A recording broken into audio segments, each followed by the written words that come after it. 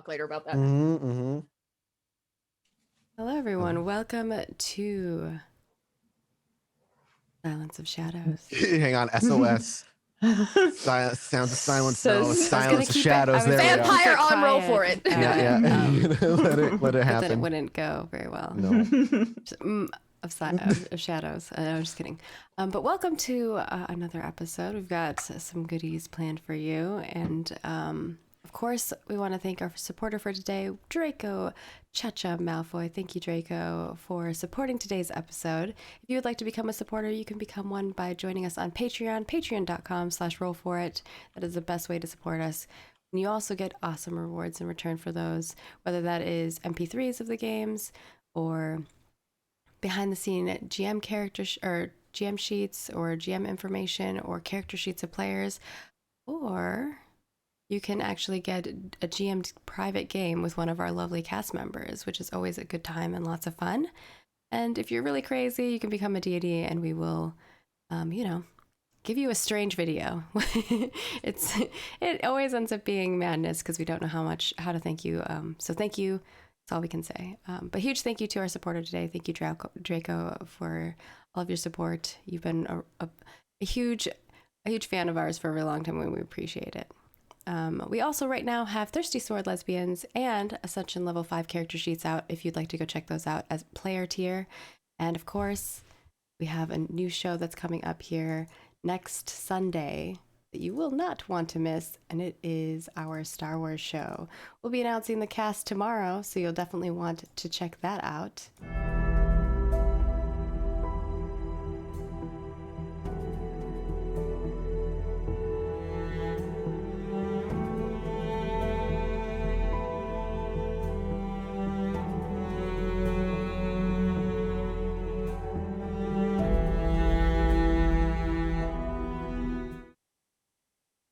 And without further ado, I will toss it over to our lovely storyteller as he's chugging something to drink. My lifeblood. Just, as you put food in your mouth. It's my vitae. It's just coffee.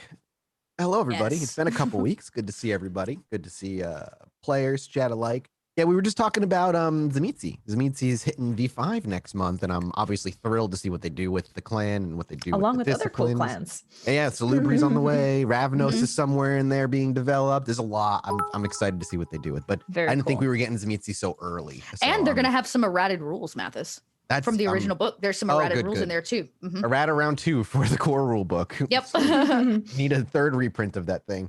All right. Well, we will continue on then. We left off in kind of the coterie themselves, when last we saw them, were kind of in a bit of disarray. A lot of answers came to their doorstep, and when they separated for the evening, there was discussion and frustration. It seemed like there were a lot of paths open to them, but none of them going down the road that they wanted to go down. Everything felt disconnected.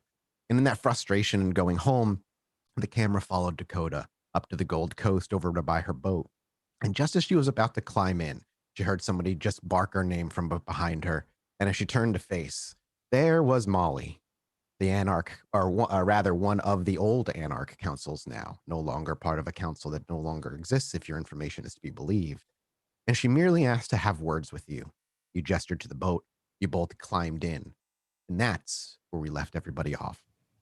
And that is where the camera will rise. And not outside the boat, but inside, at the bottom. Would you have both dogs standing nearby, or would you have them standing outside? Oh no, they would be. They'd be on the top deck. I mean, Top deck? here's the thing: I wouldn't probably take her down below because that's like Okay, sure. You keep her that's above Dakota's deck. actual private space. But like, I'd keep her above deck, and the dogs actually get like the lookout where like the steering wheel, so they have beds and shit. Would up you there. take the boat out to the lake? Yes, Okay. that was what I was going to say. Dakota would not stay parked on shore. That's for sure. Absolutely. The engine of the boat we can hear rev up in the distance, and we watch a few feet back as the boat gets smaller and smaller as it putters its way out to the center of the lake. The whole while, Molly on the surface is pacing very quietly, keeping to herself, not looking at you, not interjecting. A couple of times she'll kind of look at the dogs, and the dogs will look at her, but they both seem to respect one another, and there's no growling or aggression from your pups in any way. She paces and paces until the boat eventually, the engine cuts. And we watch as it kind of settles into the water in the center. The moonlight still cresting over the horizon. You still have a little bit of time before the sun rises. Her pacing doesn't stop, though. It would be up to you to break the silence. Yeah, I'll come down from up top and probably land with heavy boots on a wooden deck. Mm-hmm. Snapping her attention, her pacing abruptly stops and her head snaps up just to look in your direction. You seem distracted. She shakes her head. I'm not here to play coy games or joke. Shit's bad and you know it. What better time to joke? She not even really giving an acknowledgement to that one-liner, just takes a few steps forward, not getting super close, but just closing the distance a little bit where there's like, it's more personable as opposed to a distance. And she just looks you dead in the eyes, her face completely stoic, her hands by her sides, no weapons or anything. I know you're a hound. Can you get me out of the city?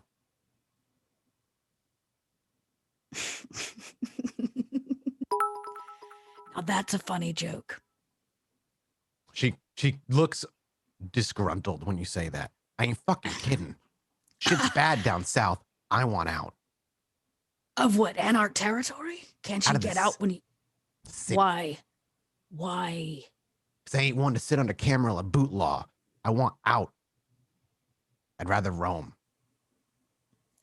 Why is that? Camarilla don't offer any fucking independence. At least with the Anarchs, with the council, there was at least an air of some sort of equality between us. At least oh, really? And this is how you got here? Air of equality?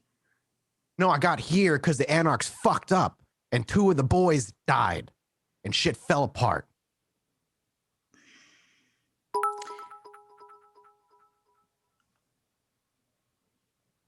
Why do you think it is that our first instinct is to just run? The gangrel, that is, I mean. It ain't. Our first instinct is to stay free. And what better way to do that than fucking fight? Gotta know the fights you can win. And who says we can't fucking win? She turns around and gestures to the skyline of Chicago. Because that all belongs to shit that ain't gangrel. But what if it didn't? Now she laughs. You are funny. What are you gonna do? March into Chicago and rip the head off the prince and take it for yourself? Good luck, princess. I'll be right fucking here. Let me know okay, how so that goes. To avoid calling me princess. 2, that's not what I'm talking about. I can't help you. I'm not the hound anymore. So I'm wasting my time? You clearly came here for something. I'm interested in helping you regardless.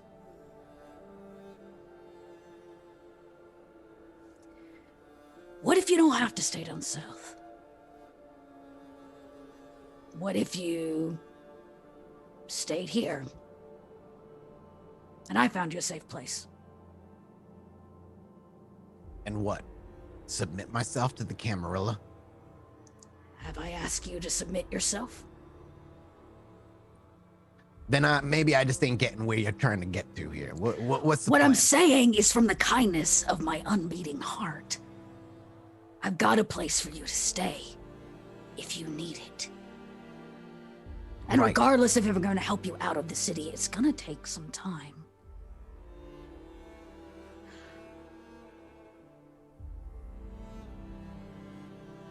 In my resignation, there is a seat open.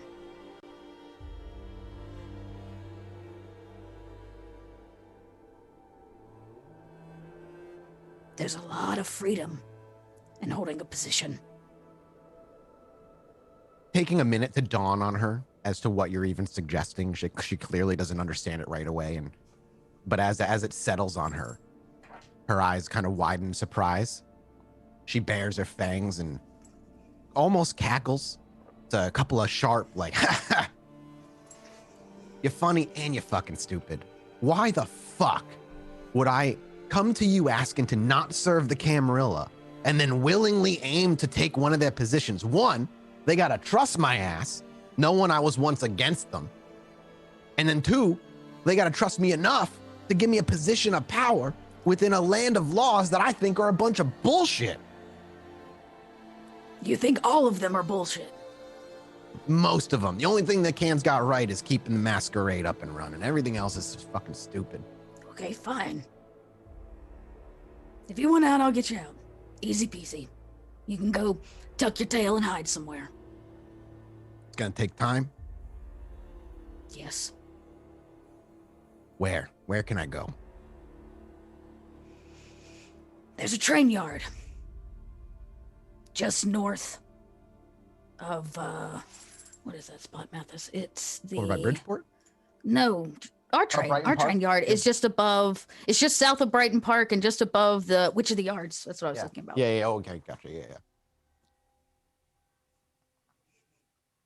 She It's mine. clearly kind of like looks down and starts kind of churning it over in her mind a little bit. Continue, you may speak. She just clearly is thinking as you talk.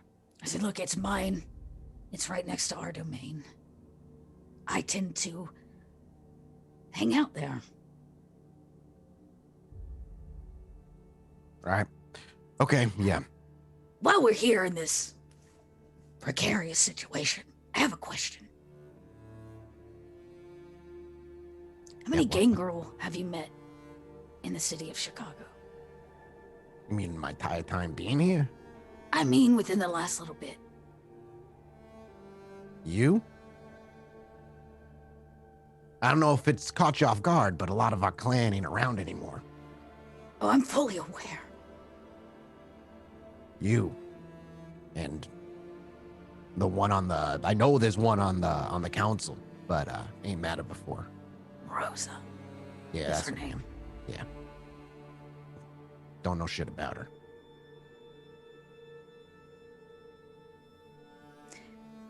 You talked so much about the Camarilla and their thumb, their boot. Yeah. There's a reason they stomped us out. Yeah, we're a pain in their ass. Correct. She smirks.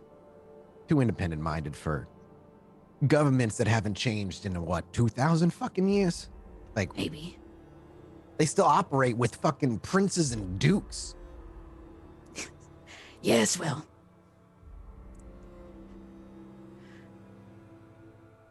Not everything that glitters is gold, right? Yeah, How would they say or some shit? She just nods.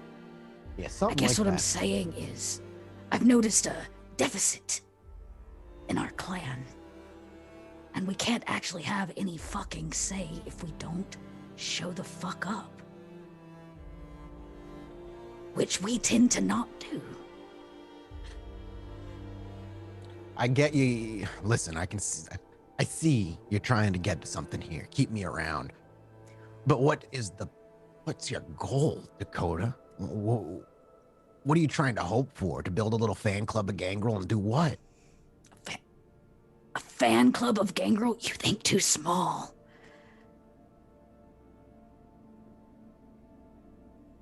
Say you, Chief, right? All right, let's jump ahead. You remind me a little of Saito. You know, did I tell you that? A lot of planning. So you go that far. Suggest you also add that to the list of things not to say. Just saying you plan a lot like them. So you get all these Gangrel together, right? What then? What's the end game here? I don't know. And that's the glory of it.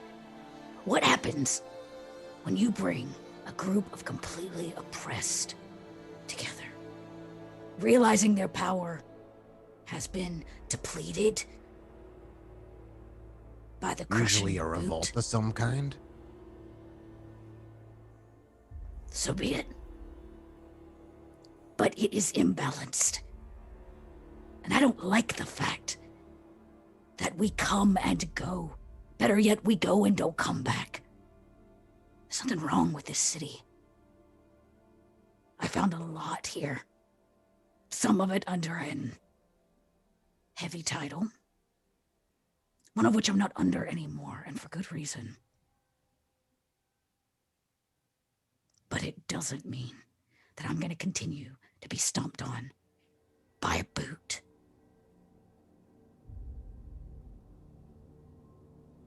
They underestimate us, and we allow them to do that, and have for centuries. So we hide and we run. What if we showed up? They can't ignore us if we show up.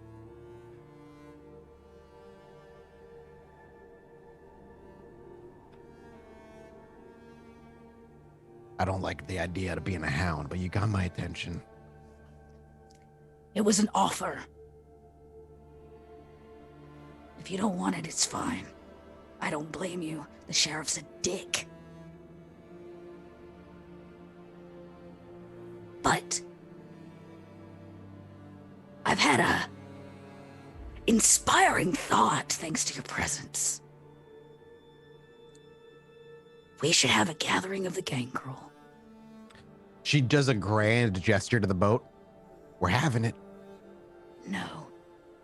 There are 5, by my knowledge. You, me. You said her name was Rosa. Rosa. Who else? Let me deal with that. If you want to come, you can meet him for yourself. Sure is a novel thought, right? Gangrel meeting another gangrel on the streets of Chicago. She very sarcastically rolls her eyes at you. I don't know what you kind of like the thought. She kind of puts her hand up and gives you like a dismissive wave. I don't know what the fuck your plan is here, Dakota. But I'm intrigued enough to at least see what the first steps are, all right? Please. Just keep looking for a way out of here for me, in case shit goes tits up. Trust me, I got my way out of this city when shit goes tits up too. Don't worry. But I'm not leaving yet, because the fight is not fucking over. I don't know what fight you even were trying to have here. You don't know yet. You don't know. You want to gather the gangrel, but you want to work in the Camarilla. I just don't know what you're trying Last to time do. I checked, I left the Camarilla. Well, my job. You want to anyways. place someone else in their slot, no? I want to offer you a chance to have that freedom you so desperately want. It's not as bad Is your as you plan think. to weasel us into the government then?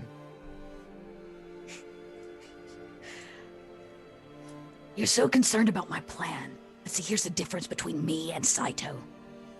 Saito will lay out a perfect plan. Worried about every step along the way. But guess where Saito is? Where he belongs. Precisely. She shrugs nonchalantly. All right. Say no more. You want to drive a Vineyard boat? near Brighton Park or some shit, right? Yeah. Pick a 50. car. If anybody comes looking for me from the south, from Anarch territory, just tell them he ain't seen shit. I don't want to deal with that shit anymore. The council's gone.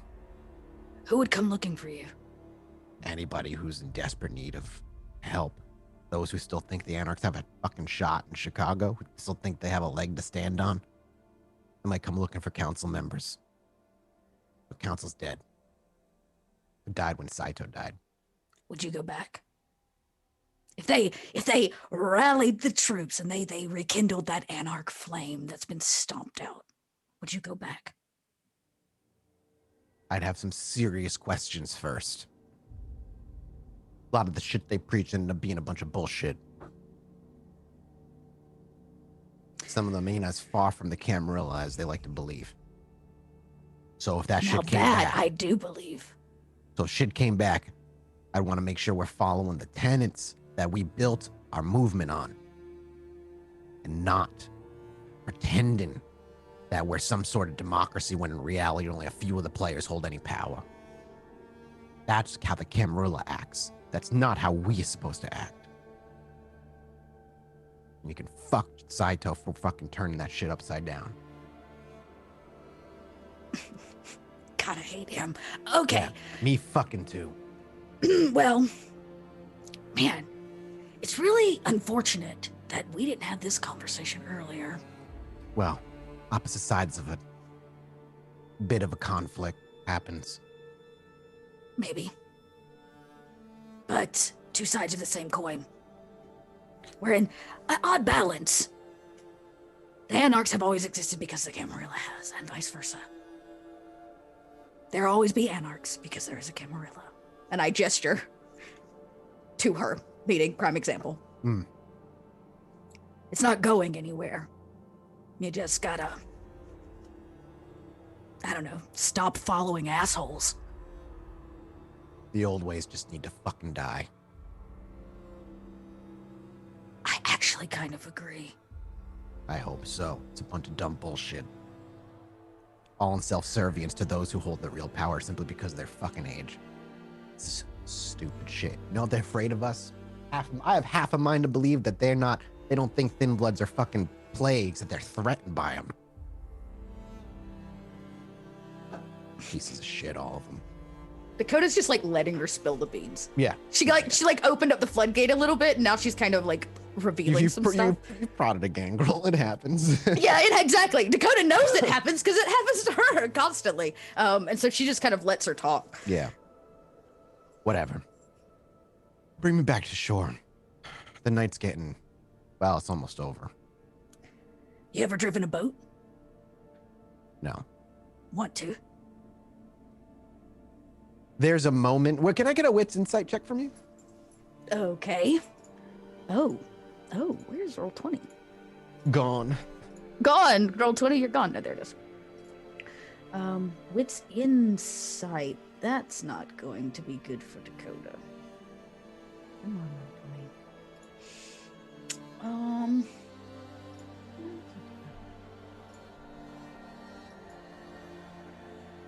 Did it do it? Oh, I can't see. Hang on. No, it didn't. No. No. Okay, I'll refresh the browser. We'll see if that worked. Yeah, roll 20 being weird. It's being super duper- Something just popped up. Hang on. Something- Oh, you rolled one success. Okay, a single success. With the one success, you almost you're not entirely certain. That might have been a flash of excitement when you offered her to drive the boat, and then for a minute she's just like, she looks like she thinks about it. Yeah, sure, what the fuck, and this very stoic face and doesn't seem to care. Yeah, doesn't Walks seem over. to care. Yeah, she walks over and you kind of give her. She nonchalantly listens to you. It's not the great thing about Dakota teaching her how to drive a boat is Dakota doesn't really know how to drive a boat. She just kind of figured out what she's figured out. Yeah, exactly. I just like, figured it out along the way. This thing, it kind of does this It and putters on, and you put this forward, and then it starts to go. Yeah, exactly. But yeah, she wants to show her like why Dakota loves driving the boat on the open water, because when you really get it going, there's like nothing between up there that high. It's just a wind in the fucking face. You know what I mean? Yeah. And to the best of your ability, doesn't look like she enjoys any moment of it, but there was that flash. And as the boat kind of pulls in and she climbs out, she doesn't even really say goodnight. She just walks and kind of gives you a wave from the back of her hand, and just kind of disappears into the night, making her way down presumably toward the train yard that you gave her direction to over by Brighton Park. Yeah. I look at the pups and I'm like, I like her. The one that stands guard is just watching her intently as she walks away. Meanwhile, the other one's like in your legs and like on his back with his paws like up. And pets. He's like, we said like, and he's like, oh, pets, you like me? And so you takes that, and that's where the night kind of falls into morning. Everybody rouse check for the following evening. As we pick back up at the movie theater where the whole coterie comes together. Hunger for Ava goes up. Meanwhile, Dakota and Oliver do not gain any hunger. What's everybody's hunger at? Me hungry. Hungry 3. Hungry 3. One Hungry and one for everybody 3. else. So as this night begins, Ava, and you get driven over or walk over to the movie theater, there's that constant thought in the back of your mind. Every thought, every sentence always finishes just kind of subconsciously with just the thought of biting or feeding. And that's kind of percolating in the back of your mind. But as the night kind of starts and Ollie kind of gets out and says goodbye to Grant as Grant gets the bar going and opened, it's already open for the night as he wakes up, and everybody gathers together after the previous night where the three of you came together and left kind of seemingly frustrated. This night starts early with the three of you coming back together after you all slept on it, more or less. Dakota busting in probably last because she has the furthest journey to go. She I'm walks doing it on a most of the- skateboard. She does you skateboard while technically Ava has like a similar trip. She has a driver, and her driver just drives her there. And it's Ollie and Ava probably having a light conversation before you hear the definitive rolling of skateboard wheels on concrete. Before you hear the kick flip of it hit the air, and Dakota swings the door open, and you just hear the skateboard kind of get leaned up against the wall. Tubular, what up, bros? Yeah. I think you guys, you gotta be waking up late or something, because you move by skateboard and you move by car, and somehow I get here before both of you. I don't know, I just don't get it. Hey, you have that labyrinth access, dude. Also, loot buildings, Ollie. Also, yeah, you don't. Do you get ready in the morning, Ollie? Or in the evening? In the That evening? is not my excuse. Do you? Yes, I totally do. I can see that. It's clear to me. Have you met any other Nas? That's, to be fair, that's true. You are the best looking Nas out of all the ones that we've met. Oh, thanks. I appreciate that, Hattie. That one fell hard. That was difficult for you to say, wasn't it? Oh, it was not. It was not at all. Well, I mean I it. guess you're all right for a Toreador yourself. I appreciate that. Well, this is awkward. Right? Like, what is Dakota! even the storyteller, the voice of God is like, this is weird, man. Why are you guys like hating on each other? And Dakota rolls in and she goes, as much as the Madison trip was absolute fucking shit, I have some good news. All right, sure. What you got? I took a boat ride with a gang girl, and I don't mean myself. Well, there's 3 gangrel I can think of in my head. Go for it, did guess. you take McTavish around a spin around the Chicago? No, not yet. Primogen meeting with Rosa? Hard pass. Hold on. Like, I don't mean to sound like mildly jealous, but her excitement about you taking a boat ride with McTavish has just incited something weird in me. What's a McTavish again? I don't actually know. I've not seen him. Oh, But he sure he's a did very tear grumpy up- gangrel. And he sure did tear up a lot of ghouls in the train yard. I heard.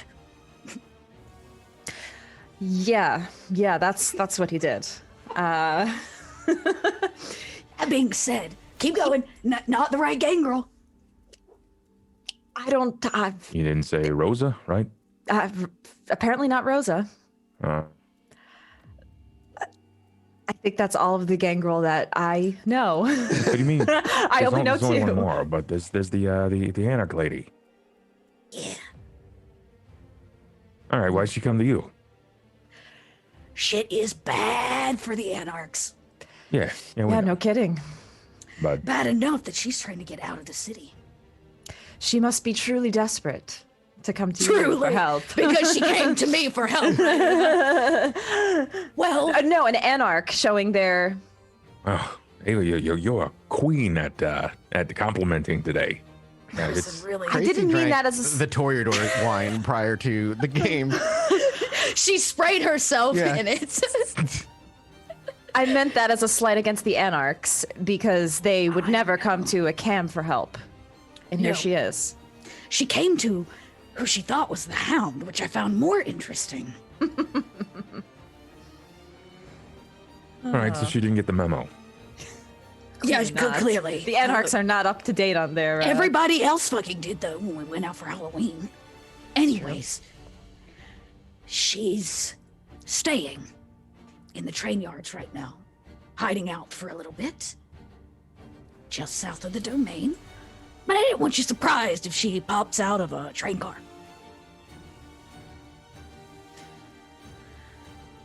All right, well, Please, can I keep her?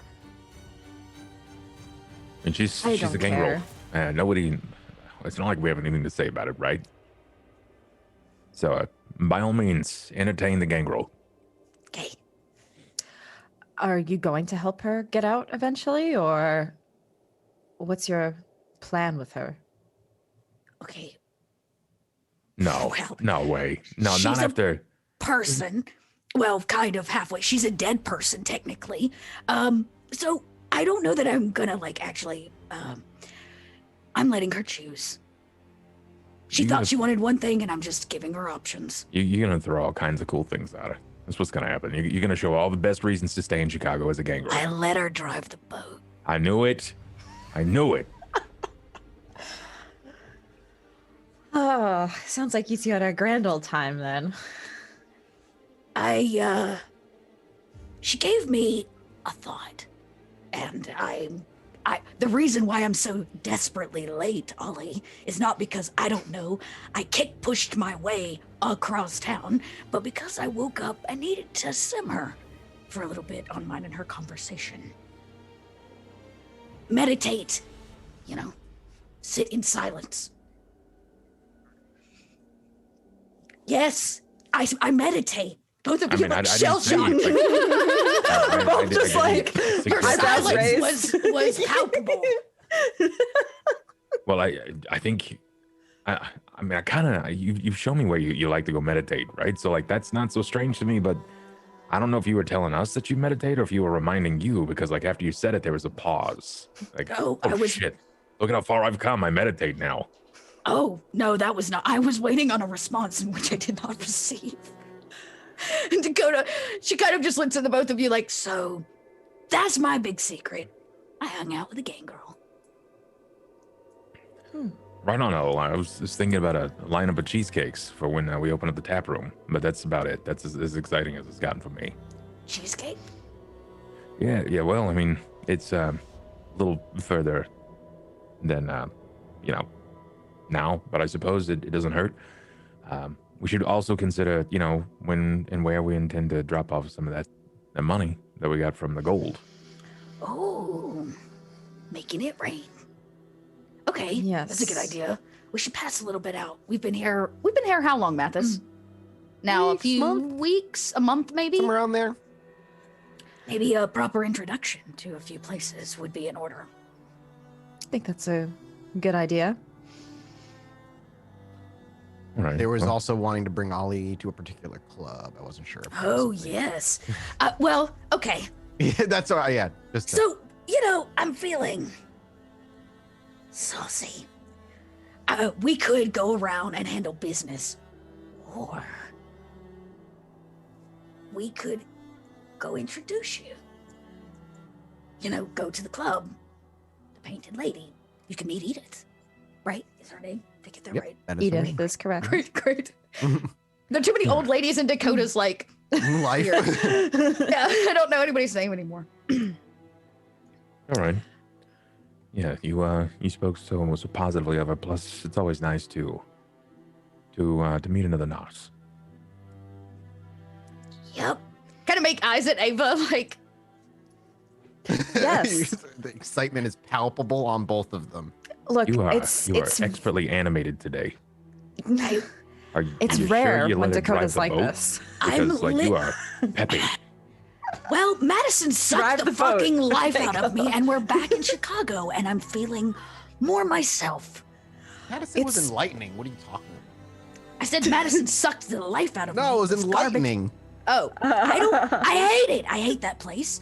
And revisiting it reminded me just how fucking shitty it is. So coming back here has made me feel better. Plus, we could feed openly, and there's dancing. I am hungry, and I do always want to dance. So We could get a drink that somebody else serves you, Ollie. I'll go on one condition. Uh-oh. Dakota dances. I danced. Dakota I danced dances. last time. I didn't She- see that. I wasn't there. Fine. All right. Done. A dance. What about all three of us dance? Ollie, come on. Come on. Sure. Yeah, I guess if you're really into Okay. like walls dancing. All right, this Fine. is good. Trip to the club. Let's do it. I'm excited. Just excitedly, Dakota kind of like marches her way back to the front door and I go to Ollie like, it's very rare for her to be like this. We should take full advantage of her excitement right now. Not to narrate for Ava here, but because something we forgot to do last time, as Ava says that and she walks by you, she quickly slips a photo into the palm of your hand. Oh, God damn it. And she's like, she's excited. I really away. thought I got away with that last time. I hate you so much. And so as Ava maybe walks ahead to catch up with Dakota, you pull it up and like hold it. It's just a Polaroid. What is the picture exactly of, Tracy? It's of Dakota, like half posing, like awkward posing, but more what is the most that you see the most is her outfit. She's wearing this adorable like cyber dress, I think is what it she's in like a neon green, like cyberpunk dress. Yeah, which was her idea of dressing up for the club. So you see Dakota in an adorable dress, like awkwardly posing in this little Polaroid. I believe her dreads at that time were in like pigtails. Rave girl pigtails. Yeah, pigtails. Pigtails. Yeah, it was very awkward. I still have my tube socks and the boots on. It's all very bad. I just picture it's like a peace sign with like her hand behind her back. Like she doesn't really know what to pose for photos, so she tries. My task was Exactly to what dress like Ava a tells her to. toreador. Yeah, my task was to dress like a toreador, and I was left up to my own devices. So I feel like Ollie's like looking down at the photo and blinking, and then looking back up to her. As you look up, she's got the skateboard in her hand. She's plopping it on the ground, getting ready to roll off. If I was alive, this might be kind of hot, but now I'm mostly confused. What the heck? What Dakota kind of looks night back. was this? Hold on. Dakota, when you look back, What is this? You didn't. You don't Ava know, like hides behind Ollie. I'm like, that was supposed to be our secret, Ava. Like, oh, come on. She told me to dress like a toreador, so Secrets make the best friends. This is amazing. Look at you. this is You're not out here. amazing. I'm going to the club, with or without you. Well, I'm definitely with this. I'm definitely going with you. This is you're fine. Great. Well, if it Fine means as hell. anything, that dress now has bullet holes in it, and I burned it. Yeah, we did burn it at the end of the Back. night. Back. Don't matter much if it's been burnt, but all right. Can I just have that? Can I take the Polaroid? This was a gift. Don't give it to her. You try to snatch it. It's an opposed roll. Yeah, I am gonna try to snatch it. It's Oh Dex my Athletic- God. Dex opposed to Dex Athletics from the both of you. But This is gonna be fun. I'm happy we're rolling for this. Roll 20's like giving my. Did it go? 4 successes. Oh, with- man. No crit though. No crit. No! And as you, Dakota's like, give me that, and she takes a couple like marching steps just forward, and she hold reaches it out, way up and in you the just, air. yep, you Damn just go it. yoink, and just as she's Hey. about to grab it, you don't take things from your elders, all right? Just puts it away. I kind of want to punch you in the gut. I kind of probably do. I give a nice hard like punch to his gut, and I was like, "Nobody said I had to dance with you." And I I'll didn't walk say it. out. I walk out. and you hear the skateboard hit concrete and roll off. I lean into Ava. I'm asked to dance with me anyway. Ava Ava giggling. loves this. Yeah. She's been enjoying this greatly for a while, and as they all file out and eventually make their way out, the camera will kind of zoom down to the Lower East Side, and eventually to that small little street of independent little shops. It's much more like it. To re-describe this for Ollie's sake, this street is like your kind of indie, like hipster type of shopping area in a well taken care of part of downtown, where independent little art shops and coffee shops are kind of scattered everywhere. And tucked in the middle between a coffee shop and some other little small like arts and crafts store is a small tattoo parlor in a brick building that has a very simple sign on the outside that says The Painted Lady. As the three of you kind of come together from your various different points and gather on the side of the street so you can see it, although Ollie probably being a little invisible, but everybody aware that he's there, as there are still civilians puttering around, there it stands. You step inside quietly as the bell rings, and as the bell rings and Ava and Dakota are the only ones visible here, the same woman that you saw those few nights ago steps through the curtain and kind of peeks into the lobby area, looks for a minute before there's a recognition that kind of crawls across her face, and she stands up cleanly. Heading downstairs again, ladies?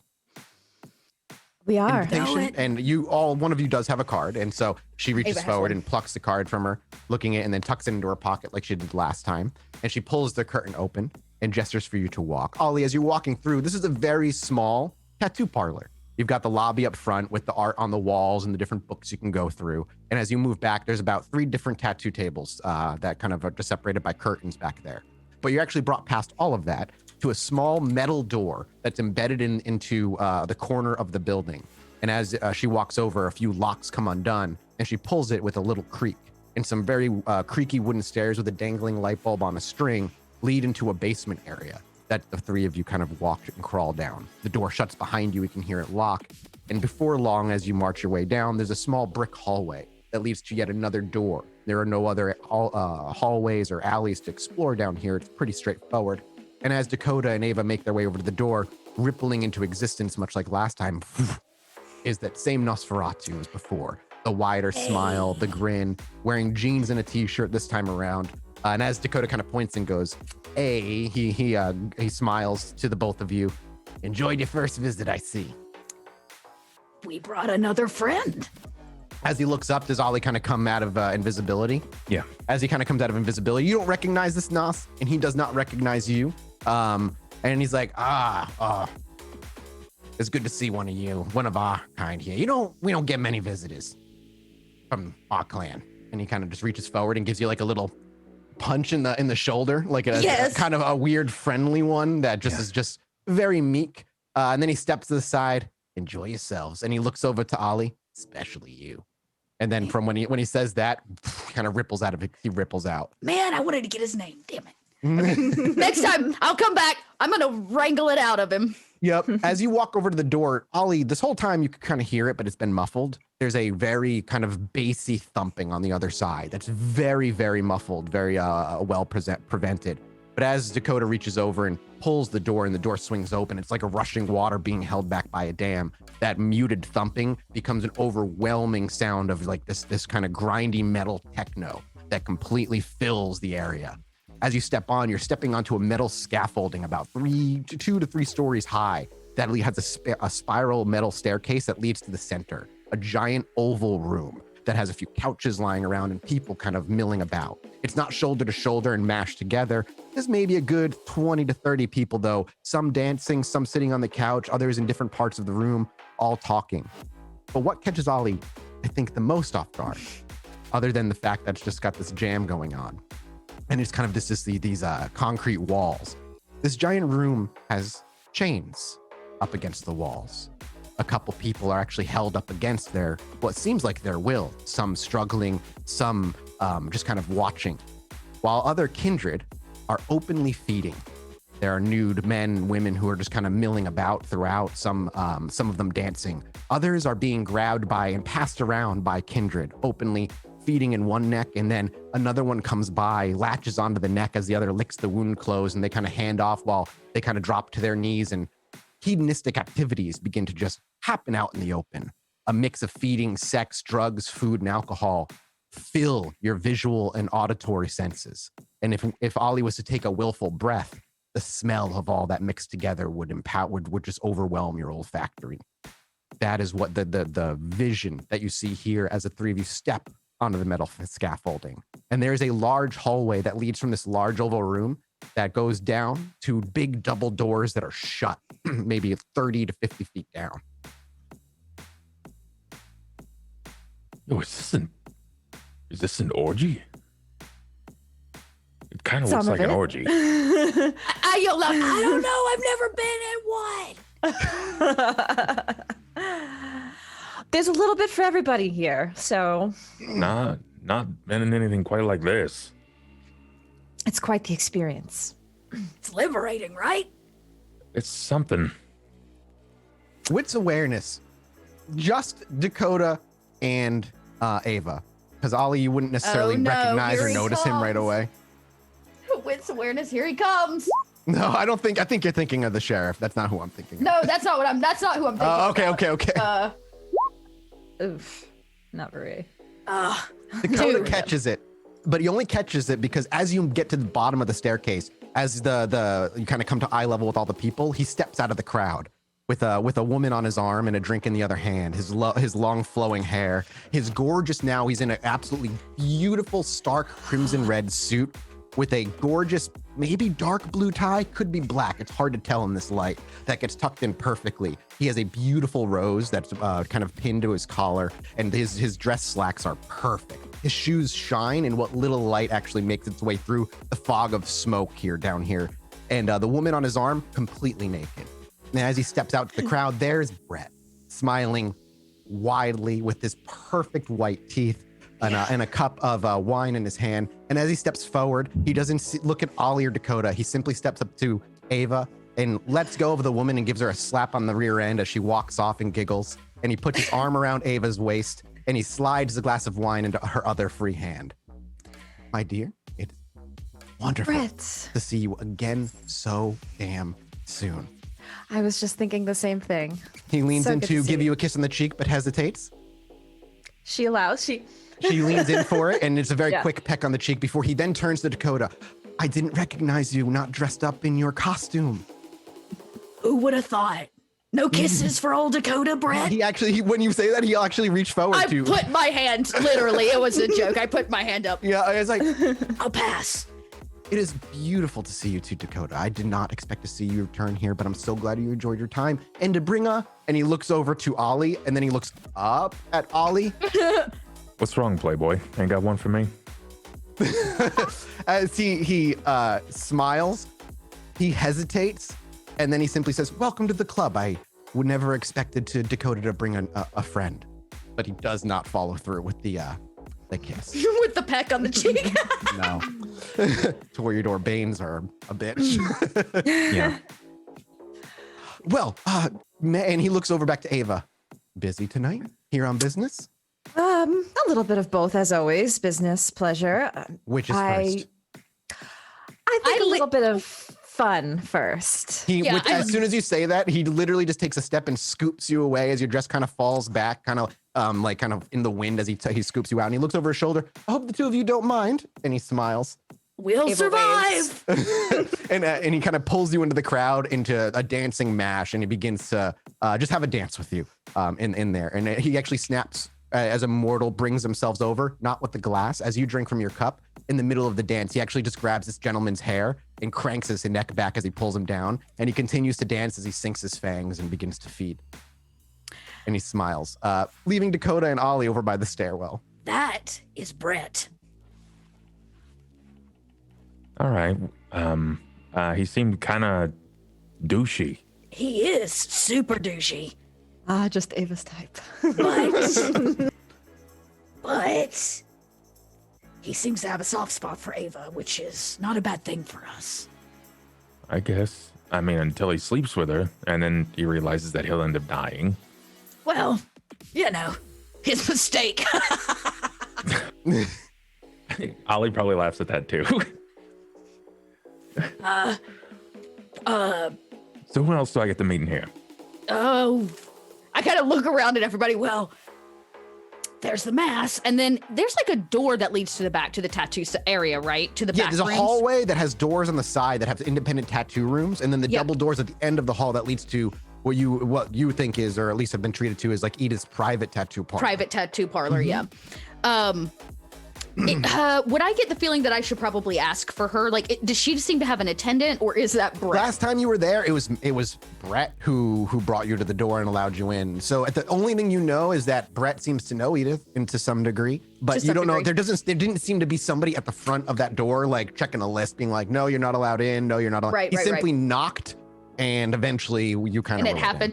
Yeah. So I'm like, I grab Ollie's hand and like cut through all of these people to the opposite end where this hallway is. And Yep. And when we get Ava, there, you I'll- actually see yeah. after a little conversation, Ollie is easier to see above the crowd because he's just taller than most of the people here, kind of getting dragged through and then eventually break for the hall. And you see Dakota and Ava making their way down. Meanwhile, Brett is having absolutely superfluous conversation with you about all of his interests and none of yours. Oy, it's like every Tinder date I've ever had ever. That's what Brett, listen, man, that's what Brett is in my mind. He is that. Oh he is yeah, he's the worst Tinder date you can have. That's what that's how they write him in the book. He's like, he's not subtle. He's not even all that powerful. He's just cocky and he just wants to fuck everybody. So yeah, like, the whole time, does Ava care? Does she allow him to babble about his Yeah, she like, would. And what I mean about his interests is like, what happened the night before, what rumors he may have heard that night, what rumors he might have heard the night before that, and not like political rumors. Okay, just so I was you gonna know. say if he shares anything interesting, then And then he gives you a list of his favorite mortals he's slept with, and what their blood like. Oh, do you have a favorite taste for blood? Oh man, hang on, I'm gonna give you the number for this guy. Oh man, when I slept with him, God, he was just so like the energy was incredible, and like that's the kind of man Brett is. Yeah. Yeah. Tom Cruise is crazy. Yeah.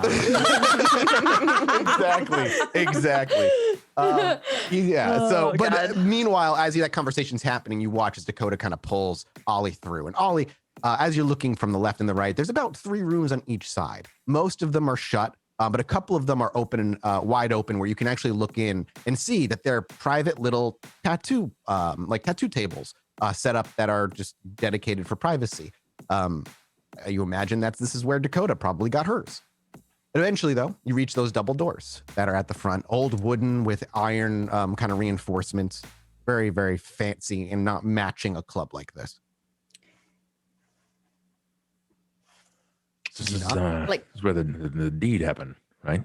This is Edith's private parlor, I guess.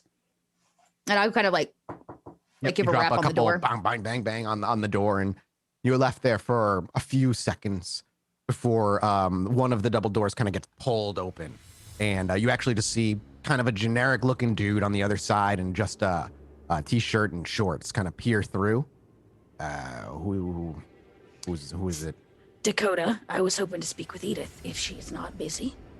He looks back, and there's just a second before he just nods, and he begins to pull the door open even wider.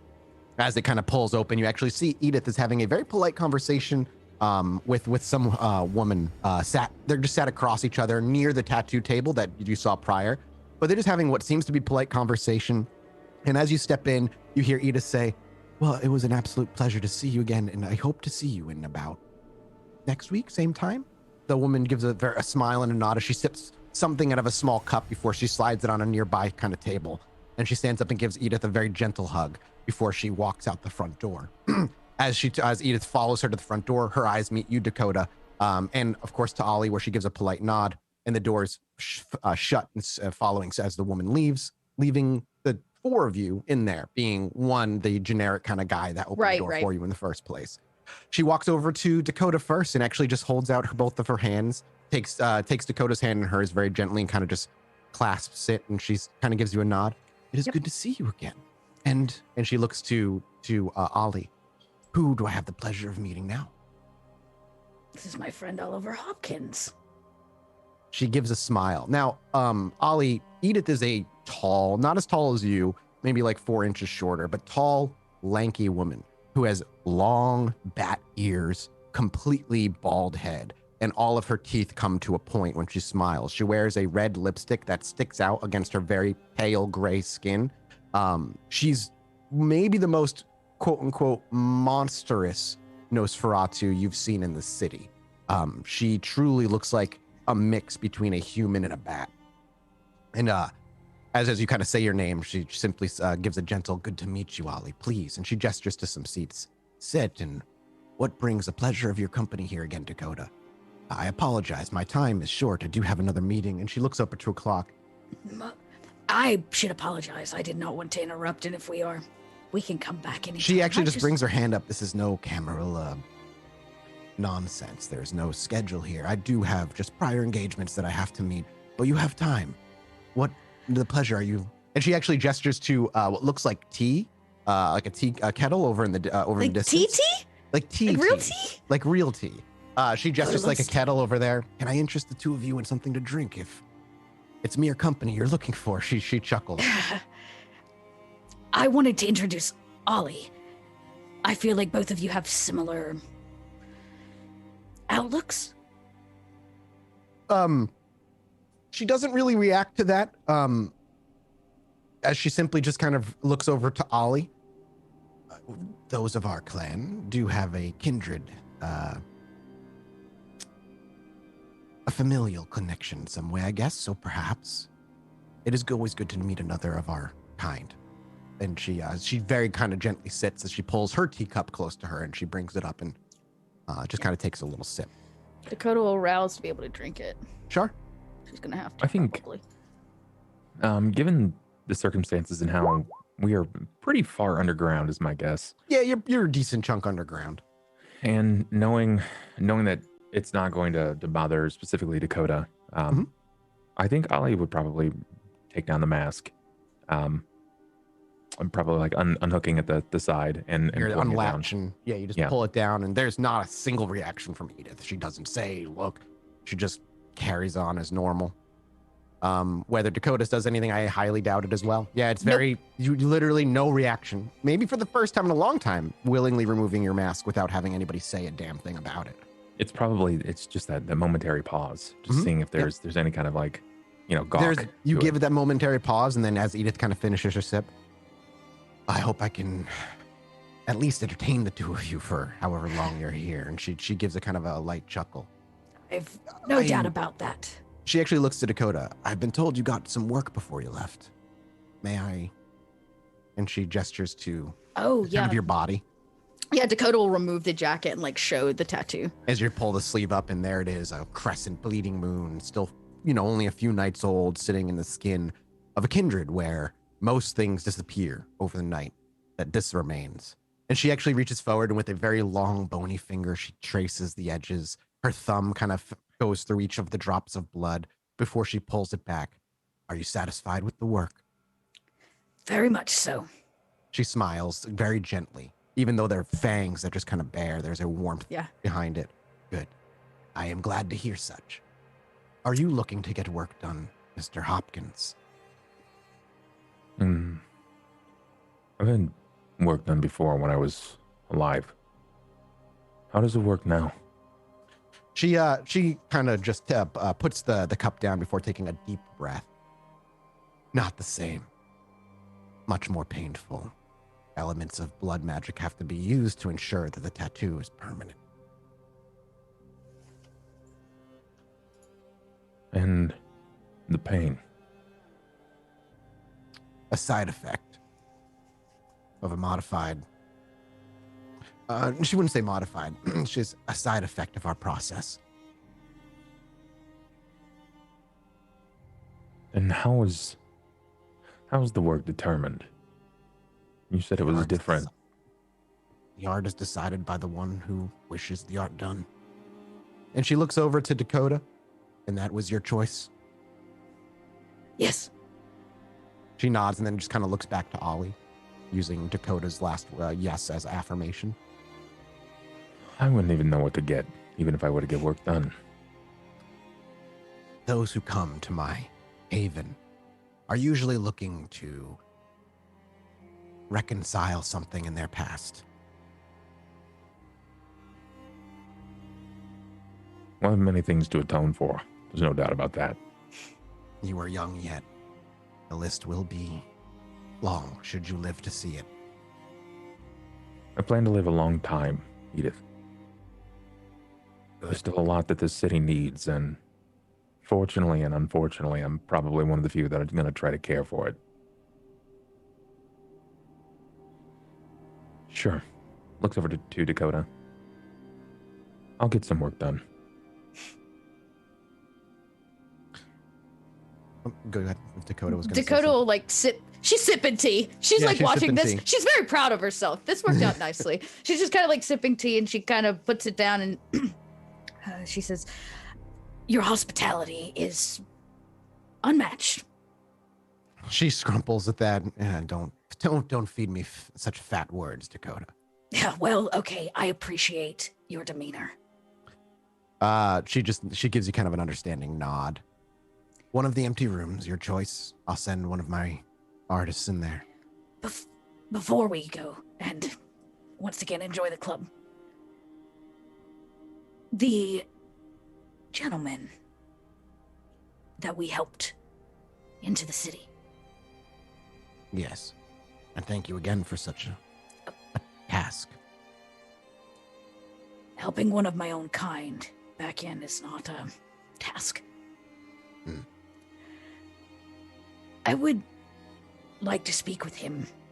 I did not get a chance due to a strange series of events. I assume he's probably not the chatting type. She simply, as you kind of cut her off as she takes the breath, and as you say that, she doesn't even say anything, and she just kind of nods again. But I would like to, if he's willing. I can have beer, and we'll listen, but I would like to meet him. There's a moment where she clearly chews on the thought for a minute. He is still fresh to Chicago. Give him time. I'll float the request out there once he seems more comfortable. All I have is time. But now that you bring him up,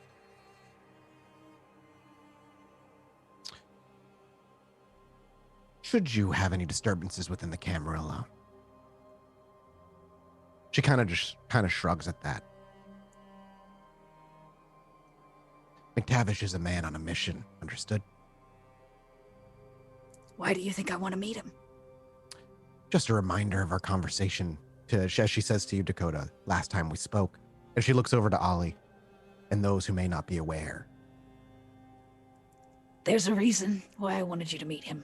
I admit, Ollie. I gestured. Yeah, Ollie. yeah. She nods. Now you know our coterie. All of us. It has been a pleasure.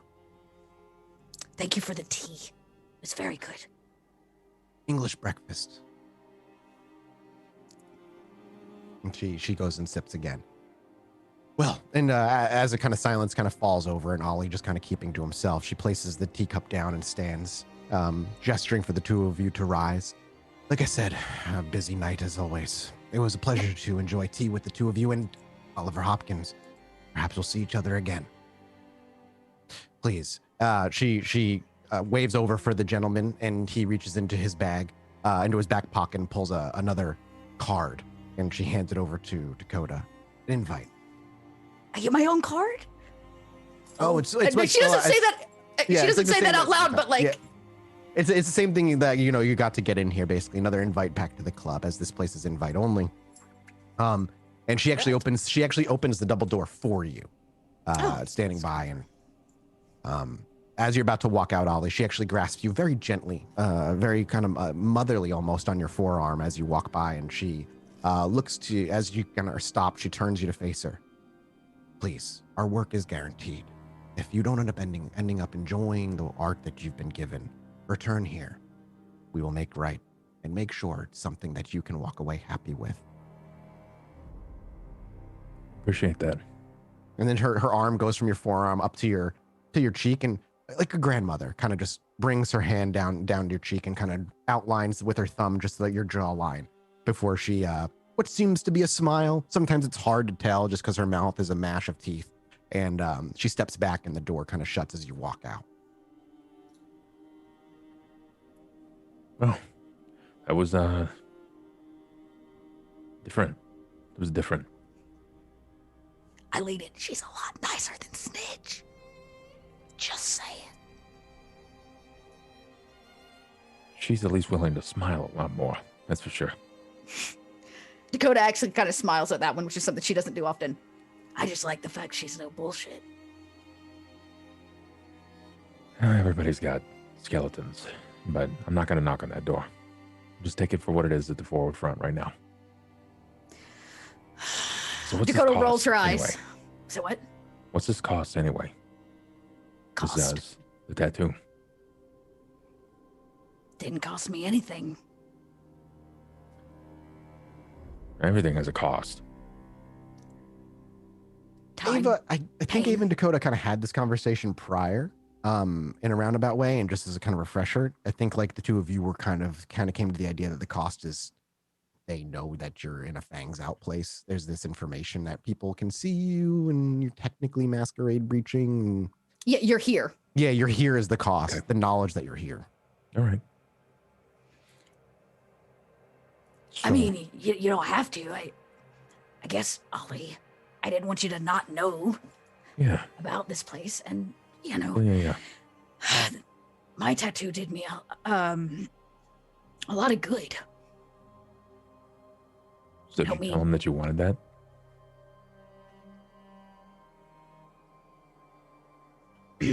told them what I needed to get rid of.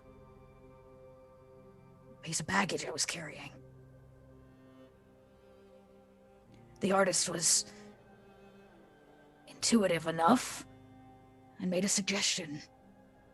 One that felt right. Well, I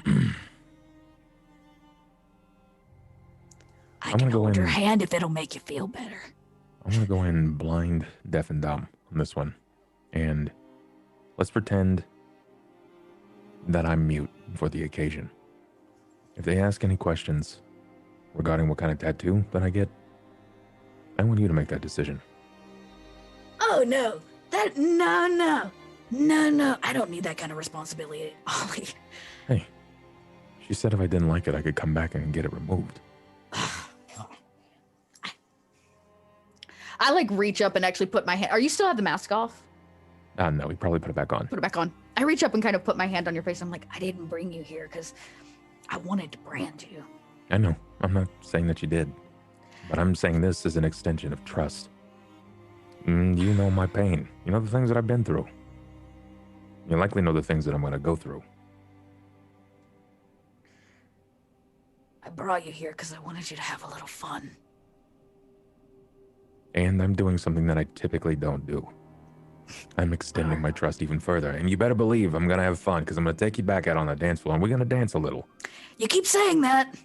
Okay, you're going to dance and I'm going to move like a block. You know, he won't probably be able to dance after that tattoo, so you won't get the dancing in before. Can I be real with you? I know you're all built like a brick shit house and all of that, but it is going to take it out of you. The tat. Like, Yeah, a lot. all right. So, you know, if you're hinting at anything, Ollie, you should get your business done. But pleasure before pain? Yeah, let's do that. Okay.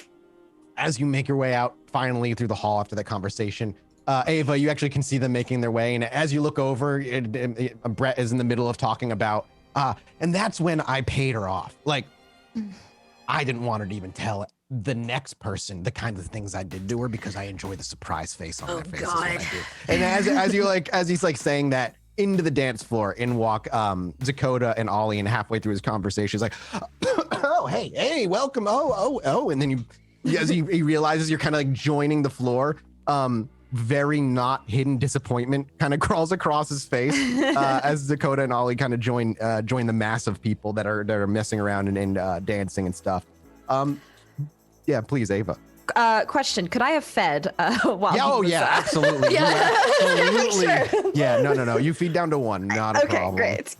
That's Okay. one of the benefits of here is like you openly feed in front of people. People see you feeding. Other kindred see you feeding. Good. I feel a lot better. How uncomfortable is it for Ollie when he walks back into that main room to put himself in front of, like, you see just kindred, not ones you necessarily recognize, just fangs out, just feeding openly. And not regarding any sort of masquerade. Everything that you've ever been taught is being kind of thrown to the ground here. Does that bother Ollie? Does he not give a shit? Well, considering that the once hound discussed that the sheriff was here, it's probably a lot less a concern. Plus, Ollie's got his mask up. True. Fair. And his attention is very focused at this point. It's very much on Dakota. So the two of you dance then.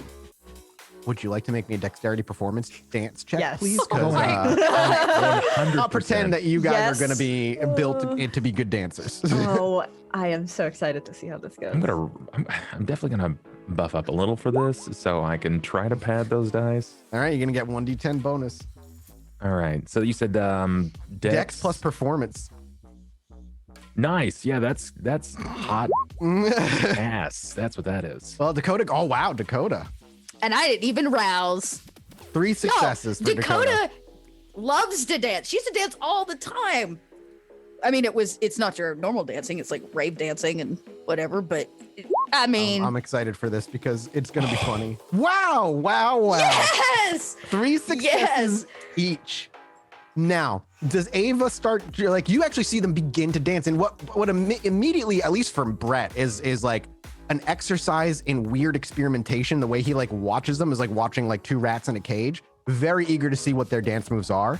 And then when they start actually being able to move, there's actually rhythm and they actually have like skill. And like, it's interesting because Ollie is a boxer, but you realize there's a rhythm. And while some of it's not like he's boxing and dipping and dodging, but there's that inherent rhythm built in and he can actually like move with the music in time with Dakota. Do you want to dance as well? Yes, absolutely. Please give me a dexterity performance roll. Oh, Ava is so impressed by this. And so she just feels passionate and needs to dance with you. Yeah. You need to get Actually- Brett. I was about to say, can we just cut in and take This Ava is from weird, Brett? Let's isn't save it? What her. do you think? It's so weird. And she's like, let's go. This is so great. Let's see. Oh, no. Oh, that's so funny. Okay, a 2. Two It's is, still a I mean, you 2. succeeded. okay. You're not like Yeah. you're not like fumbling around. You were so bored for the longest time. Yeah, you're that's- just like you got to get back into the music. It's hard. It's very Yeah. difficult. But for Brett, now Brett seeing all of you dance,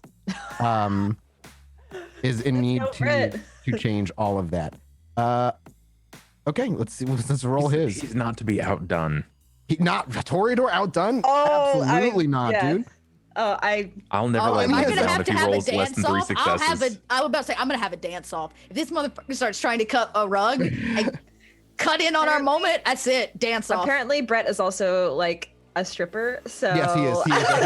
No, I'm dead. He is. He What dead. is He it, has. like, He has take it special. off? So he has specialty Body dancing rolling on and the floor. he's Like, specialty let's go. dancing and specialty stripping. So hold on a minute. He's gonna I be hate rolling. him so much. Not because he's a stripper, but because he's And he's Brett. hang on, I gotta roll because he's gonna Oh rouse shit! the blood. I had a specialty too. I didn't. He's rousing the That's blood. Oh, that's beautiful. He doesn't gain hunger. No, no. Are you Brett. ready for this dice pool, everybody? No, I am not. This is Screw everything him. that he's lived for. Okay, let And he's him, not even let using him, awe. Let him roll this Fuck pool. him. Oh my 1, god. 2, 3, Holy 4, 5, 6 successes. Can He I rolls try to trip him? I mean, you would no longer be dancing at that point. That's okay. If I see him start to like get out there and start, like Well, whatever it's not he like does. it's not like crazy. Yeah. So what ends up happening? Which is as there's some dancing going on, and Ava's like moves away from Brett to go dance with the others. Brett, seeing that as almost a challenge, then begins to like dance over in that direction. And he doesn't stay like he doesn't mash with the three of you. He doesn't join the group. Okay. Instead, what you see is he uses his natural flair. He doesn't use awe, but those around him, he starts gathering their attention, making eye contact, maybe doing a little like seductive motions to each one of them. And over the course of a couple minutes, he begins to have a few naked kind walk over and strip him for him as Oh he my dances the entire time. He's He has that two, guy. one taking off his shirt, one taking off his pants, and from behind him, a woman who lazily hangs over his shoulders and brings a cup to his chin and feeds him a drink as all of this clothes are pulled off. And you watch as the crowd builds and builds and builds, and there's like blood dolls throwing themselves at him by the time this is done, like begging him to feed off of them. And that's- Oh, okay. When this starts to happen and Dakota, it's happening, which is fine. It keeps everybody's eyes off of us, and he so desperately wants it. She's gonna let him have it, but she's gonna make Does sure it to grab keep like. Ava's attention? That's the I was about to question. say because that's. Do you look, Ava? Do you look? Yes. Damn it! Absolutely. Damn it! Damn It's her it! weakness. It's her weakness. She can't help herself. Yep. Though, so long as he very clearly has Ava's attention, then he continues to do his thing, and he continues to strip and dance and keep their attention. Well, then Dakota will not break eye contact with Ollie. Neither of us Okay. are looking at. I'm not going. To Yeah, look no, at him. he's not using awe. There's no mystical like draw to force you to look at him. He simply is just being That's just him, a baby. I was Chad. about to say, go at it, Magic Mike. I'm gonna. Yeah, that's really what it is. That's really what it is. Also, Ava, the last thing I want to bring up is during that conversation, it felt like he brought up Annabelle every other topic. Annabelle seemed to be like he gave you He's attention. obsessed. He Yeah. loves like spending time with you, but in his conversation, Annabelle's the one he's always talking. There's about. clearly another lady in his life. yeah, Yeah. and that's kind of it. But he enjoyed your attention quite a bit and rather not lose it. But the dancing goes on all the while. But Dakota and Ollie have each other. And as the camera watches, you know, Brett for a while, it does shift focus as Brett becomes a blur and the music in the background becomes more muted as the camera then focuses on Dakota and Ollie, who are having a much more intimate personal moment with each other through this, being able to share the atmosphere of the Fangs Out Club and truly be themselves. And, you know, Ollie having taken his mask off before. And we enjoy that for a while where the two of them just kind of connect. I think Ollie would like lean in and I'm like, hey, banana hammock bread, he can really move, but you got my whole attention. That's good. Because I tried, again, she's really trying hard not to look at him. She's like every ounce. That's good. Like, You kind of look over, and at the minute you look over, you just see two dudes kissing his nipples. He's not my type, I guess you could say. As he looks to Ava the whole while, he's like winking and like rubbing the hair of one of the dudes. He's a bit lacking. Yeah, he looks a little breakable. How dare you? Exactly. How dare you? Do you know what that experience would be like between like this frail Toreador beautiful man and then this Nas like Ollie? That would just be. He has 7 health. He's not a nobody. Okay, he can take a punch. Ollie Maybe. would floss with him. That's true. I was about to say, yeah, Dakota would lean in and go, I'd pay good money to watch you break him. Oh, in this club that can mean a lot of things, girl. I didn't say it lightly. Oh man, Ollie will probably laugh and just keep dancing.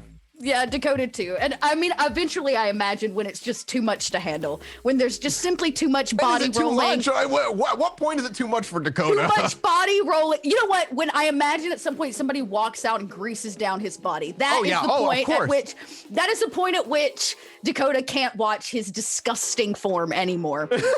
Are you kidding me? For disgusting form, excuse me? He has a charisma 4, okay? He has. Well, that's He just kind seems like the kind that does multiple things at once. So not only is he getting oil, but someone's actually sizing him for his next suit. while, Yeah, on right. the Like, floor. yeah.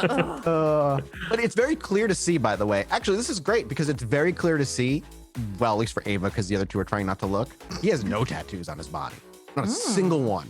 Like he's Comes here bare, all the time. bare to see. So he's not coming here for Yes, it tattoos. is. That much is becomes clear from seeing him. Dakota kind of grabs Ollie's collar and pulls him close, and she says, Do you want me to really piss him off? Yeah, definitely. I kind of pat his chest just for a second, and I walk over to Ava. Now, we've danced on this floor before. We danced at Halloween. And Dakota kind of like grinds up next to Ava and leans in, and she says, Ollie's gonna go get a tat, but before we do that, will you do me a favor? Sure, Dakota, sure. Meanwhile, Brett's like, yeah, Dakota's like, like we're dancing and grinding. And she goes, Kiss me. Oh. and Dakota will plant a big one on Ava. Long, big one on Ava. Oh, you hell stir- yeah. You stir a little bit of a frenzy check in the man. I hope so. That's the goal. You want He to come sees out here that and have as people a- take he your sees clothes that as off a and Personal insult. Oh He sees it my as a God. Go personal Dakota. insult. Get it, Dakota. Let's go. Let's see. What is he going to be rolling here for a frenzy check? He's not that old. what a little shithead. he's Ain't not no gonna be amount of body grease gonna keep you from seeing that. Oh, this is beautiful. Hey, okay, I rolled the 2 successes, so we're good. You can't tell. It looks like there's a moment where Ava, as Dakota leans in and grabs you kind of just by the cheek and gives you a passionate kiss, as your gaze snaps away from Brett, you watch as his pleasant, enjoyable, toyish gaze literally drops for a second before, when the kiss starts, he actually breaks eye contact with you and he just starts making out with one of the kind that are just in front of him. When I break from the kiss, I'll look. I'd love to make eye contact with him. No, he's in the middle. He's in the middle of making it. out has gone into a very aggressive feeding. Great. Of course it has. I lean in and I go, Now you can get anything you want from him. Ava smiles and nods at Dakota, and that certainly pissed him off. Dakota goes, I yep, saw it. Good.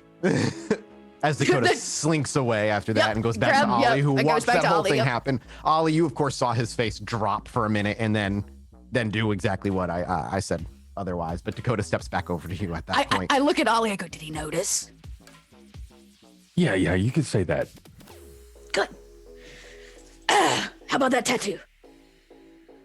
Yeah, I mean, yeah, that sounds like cooling down. That sounds all right. I'm for it. All right, sure, yeah. Like Ollie's like, okay, It's yeah. happening. Weird night is weird. All right. As you kind of step away and you leave Ava kind of in the club, Brett finishes feeding and kind of shoves the human away as they kind of collapse into a nearby chair. And he steps forward as he starts putting his clothes back on. As he walks over to you, he looks you up and down before he smiles very warmly to you, looks you in the eye. Next time, take some tips from Annabelle's fashion advice. You'd look better in white. And he kind of just gives you a gentle kind of caress on the cheek. And he spins on his heels dramatically. You can hear the scrape of his dress shoes against the concrete ground as he spins. And with the click of dress shoes on the concrete, you see him make his way up to the stairs. He throws his coat over his shoulder, beginning to march his way up the spiral staircase with a smile plastered on his face. What a weirdo. That boy needs. Dakota broke him real fast. Yeah, Oh, yeah, That did not pissed take him a off. lot. I'm proud of that. He's very Does Ava? Yeah. Do I fury frenzy at that? Him freaking comparing me to Annabelle. If that's something that you think Ava might be pissed about. Oh, she's pissed, but not fury frenzy pissed. I don't think Gotcha. it's. She's not that. A close to reminder, Annabelle two yet. important facts about Brett. One, he desperately wants to be Keeper of Elysium, and he's not subtle about anything he does, which is the reason he's not Keeper yet, because he's just not subtle. And two, he really just wants to fuck as many kindred as he can. Even though he's just obsessed with Annabelle, he has Or a hit list, basically. Or under- skulls. Yeah, exactly. He's your typical Chad, basically, that got turned into a kindred. Yep. So kind of leaving Oy Ava vey. just like for a minute where she's like, fuck him up. But the camera then shifts back over as we see Dakota and Ollie shut one of the doors behind them, entering a tattoo room where there's just a table like before. Dakota, very similar to the room you were in.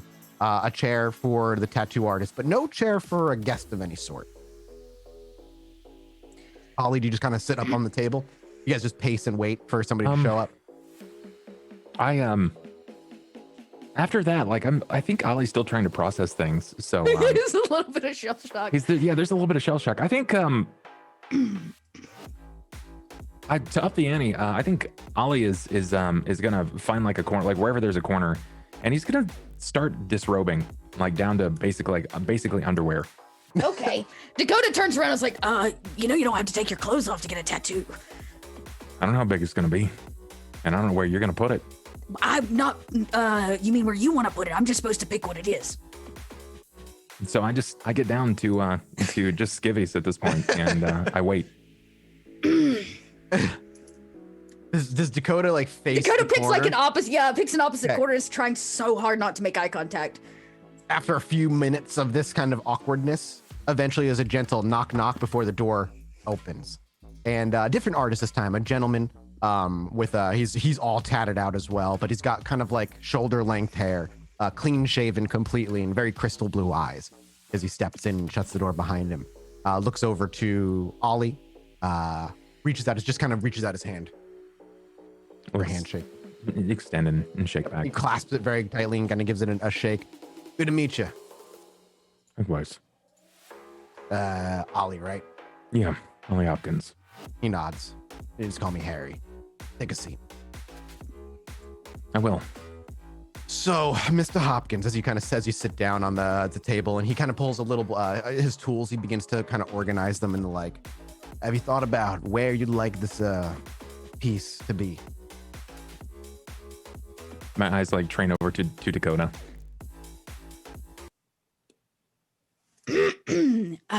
He asked you, Ollie.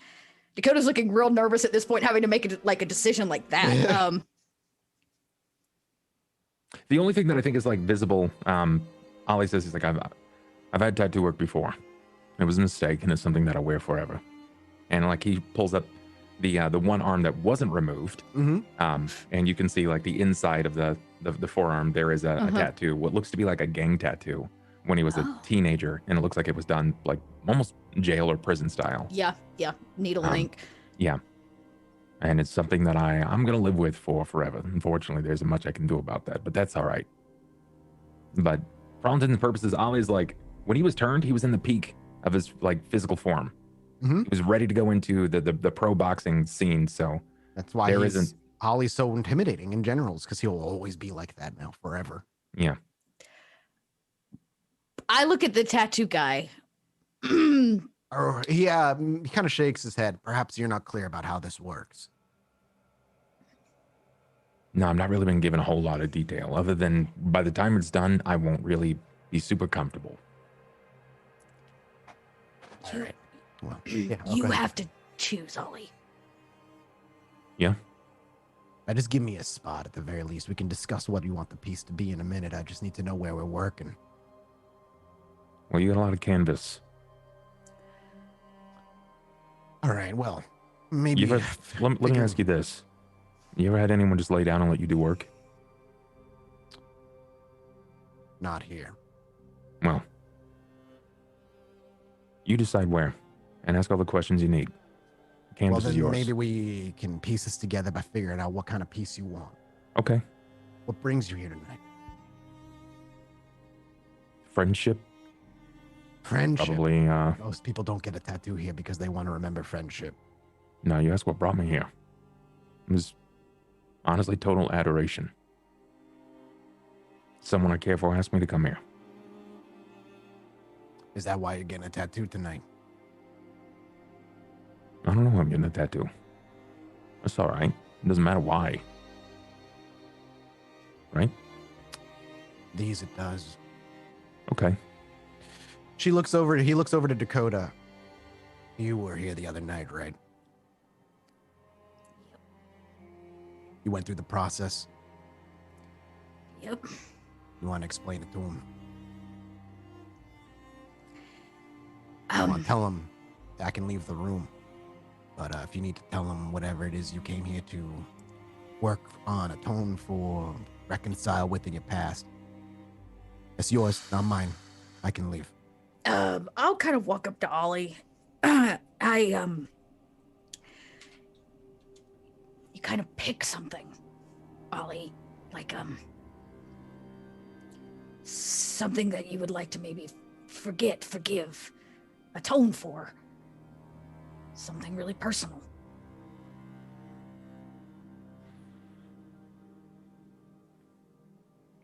And you give that form in a tattoo. I ain't gonna sit here and tell you ain't some mystical bullshit's gonna make you forgive yourself for it. It's not what we're here for. So then it's just a mark. It's a constant reminder. He nods very, very solemnly. One memories just do the same thing. He actually just kind of, his eyes do widen. Some people need different ways to cope. Everybody's got their own methods. We provide one. Might not be for you. Ain't nothing wrong with that.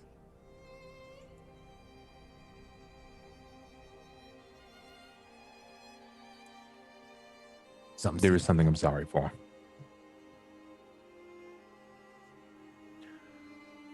All right, Mr. You say your name was Harry? Yeah.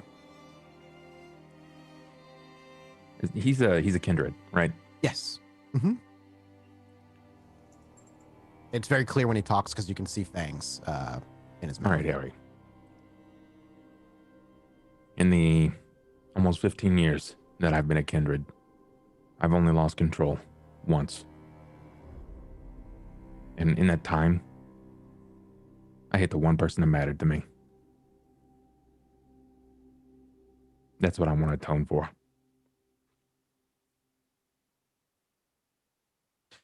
He looks you kind of up and down. Where would you like it then? Your chest, maybe. And he kind of gives like an outline like above. Yeah. Do you remember what that night was like? Back seat. That's what it was. I was a passenger. I'm a passenger in in a very disgusting and lustful place. I didn't want to do it, but it happened. Strange, isn't it? When that thing comes free, you feel like you're locked down. Prison. It's a lot like prison. It was like a high. He actually takes a note back. Mm-hmm. It was a high that I wasn't expecting, and I hated it. See, Harry, I've always been a proponent for knowing exactly how I have some sort of control. I don't like losing control, because that's when I know that everything goes pear-shaped. And at that moment, I lost control, and I did all the things that I didn't want to do. And even though I was doing them and I didn't want to do it, my body kept telling me it felt good.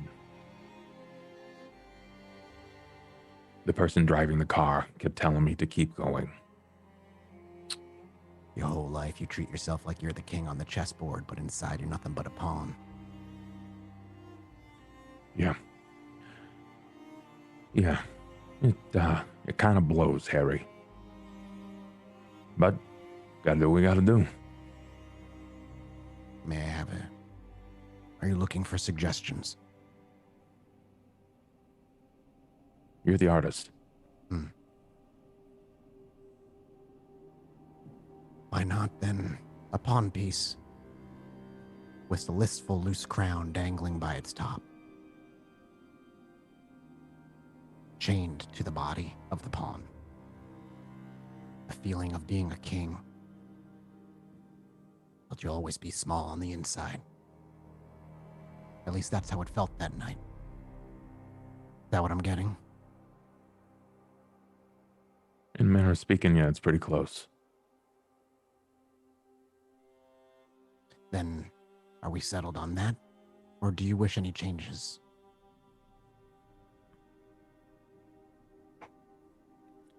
Can it only be done by your hand? Our hands. And he kind of speaking about more of the artists of the parlor. Yes.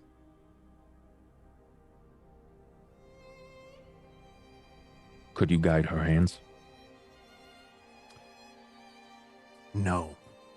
But she could sit and rest her hands upon mine. Yeah, that's what I want.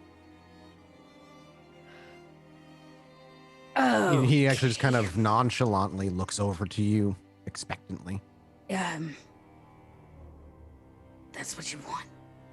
That's what I want. Okay then. As Dakota kind of takes a seat over by him. Very similarly to you, Dakota. He reaches over to the chest, and he pricks you, drawing forth some vitae. And like one would do with an alcohol swab before a tattoo, instead he smears your thick kindred vitae drawn from your body in the area he wishes the tattoo to be. Afterwards, and he brings his hand close to himself, and he begins to mutter to himself. It's not quiet in that you can't understand what he's saying. It's just a language you do not understand. The words he speaks, there's a slight echo behind them, and they're short and quick. And once he's done, he picks up his tool. You hear the rev of the needle engine begin to kind of move as the needle goes back and forth. And he looks over to Dakota. He doesn't grab your hand. He just almost looks to you like you're going to put your hand over his. Yeah, and as you I do will. so, the needle pierces flesh. And as soon as the needle pierces flesh, Ollie, the room disappears. A pain that courses through your body that you have never felt before racks you. Screaming would be something that you'd do if you weren't lost in it all. Dakota disappears and you black out. Before a moment later, you're seeing that night through your eyes. The moment that racks you with guilt about that night as Dakota runs toward you, leaps into the air, and you grab her by your throat. Dangling in the air for just a half a second, Ava, kind of a blurred figure in the background. And the one swift motion, with all your might, hurling her across the alley as you watch her collide with a brick wall as dust scatters and she slams into garbage. And just as she hits that garbage, she's back in your hand. And you see it again. You feel all those emotions, those same ones, over and over. just as though that you were feeling them for the first time.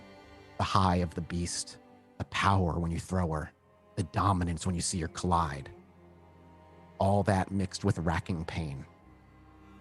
Dakota, as you guide your hand, first the pawn shape, followed by the listing crown, the chains that wrap around it. Is there anything else Dakota would like to suggest here at this moment as the tattoo comes to an end? She doesn't have to. I am just curious if there's anything here. The whole while, Ollie is stiff as a board. His eyes are kind of flittering back, and there's no way he's quote unquote present, so to speak, here. The tattoo artist kind of just goes nonchalantly. Clearly have seen this 1,000 times.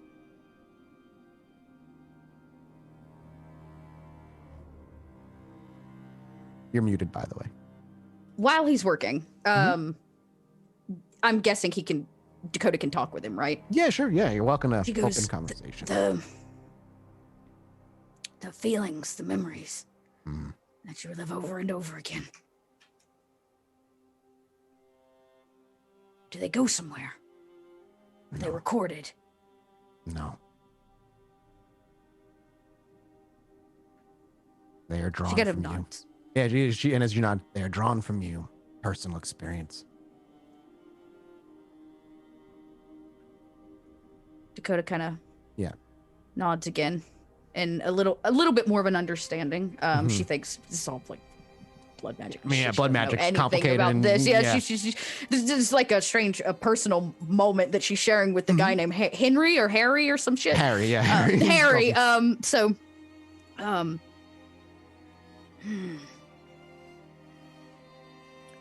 Yeah, no, I don't think she stops him. She's gonna let him do And what he does and just- fulfill it. You know. Yeah, and as the tattoo finishes, and it's this work kind of sits raw on his chest, and the needle pulls for the last time.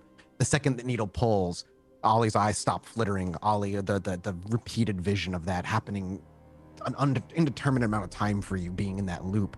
The room kind of comes back into focus, but there is an absolute unforgettable pain that just sits and racks your body. You can move, you can operate. It's not like it's locking you down, but that pain that from the tattoo that emanates from your chest is now, it's not dulling. It just kind of throbs and aches. But as your eyes kind of open, he pulls back the needle, kind of places it by a table nearby and pushes it off to the side. As he stands up and takes a look at the tattoo from a couple of different angles, and it looks good. And he gestures to a kind of a mirror that's leaning up the corner of the wall. And take a look for yourself. Let me know what you think. Ollie will move up and take a look at it. And there it is, as described prior. Is it red or? Yeah, it's a little red. It's not bleeding like it would in like drops of blood like a human would, but it definitely looks like this irritation of some Like sort. red raw flesh. Raw, Yeah. yep. Okay. It almost Alright. burns. Okay, then he gets I guess he's satisfied with it. Taking it in, it's like it's one, before all of this there was a lot that was going on that he was sort of taking in, and then two, this process was a lot more than I think he was prepared for. Try to warn him. So I imagine then if Dakota kind of sees that, He goes If- to the if- mirror. He like kind of keeps to himself. He's being quiet. Once the artist is gone, I'm guessing he'll give us the room. Yeah, basically once you give him the good, like you're here good, you approve of the tattoo, he packs up and he leaves. Yeah, Dakota will put a bare hand, kind of run it up Ollie's arm and kind of towards the chest where the spot is, which I imagine is rather sore. And she kind of looks at Ollie. Told you. it stings like a bitch. I told you. It's all right. It's kind of nice. I mean, not really nice, like, liberating, I guess. It's kind of nice as your hand.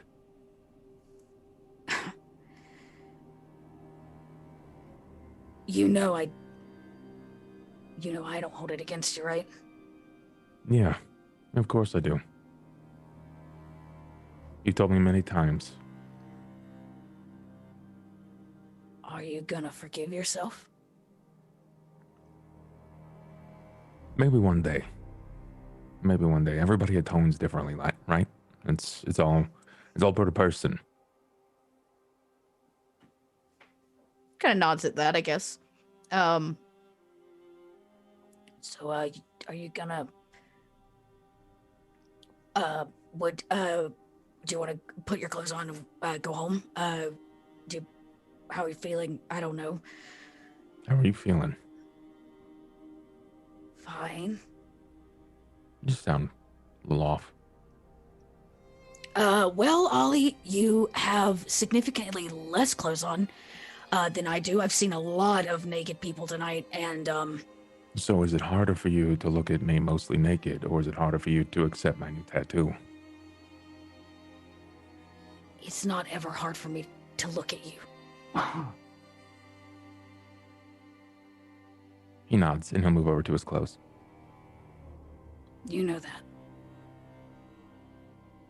It's okay. It's just bodies. There's just a bunch of bodies here.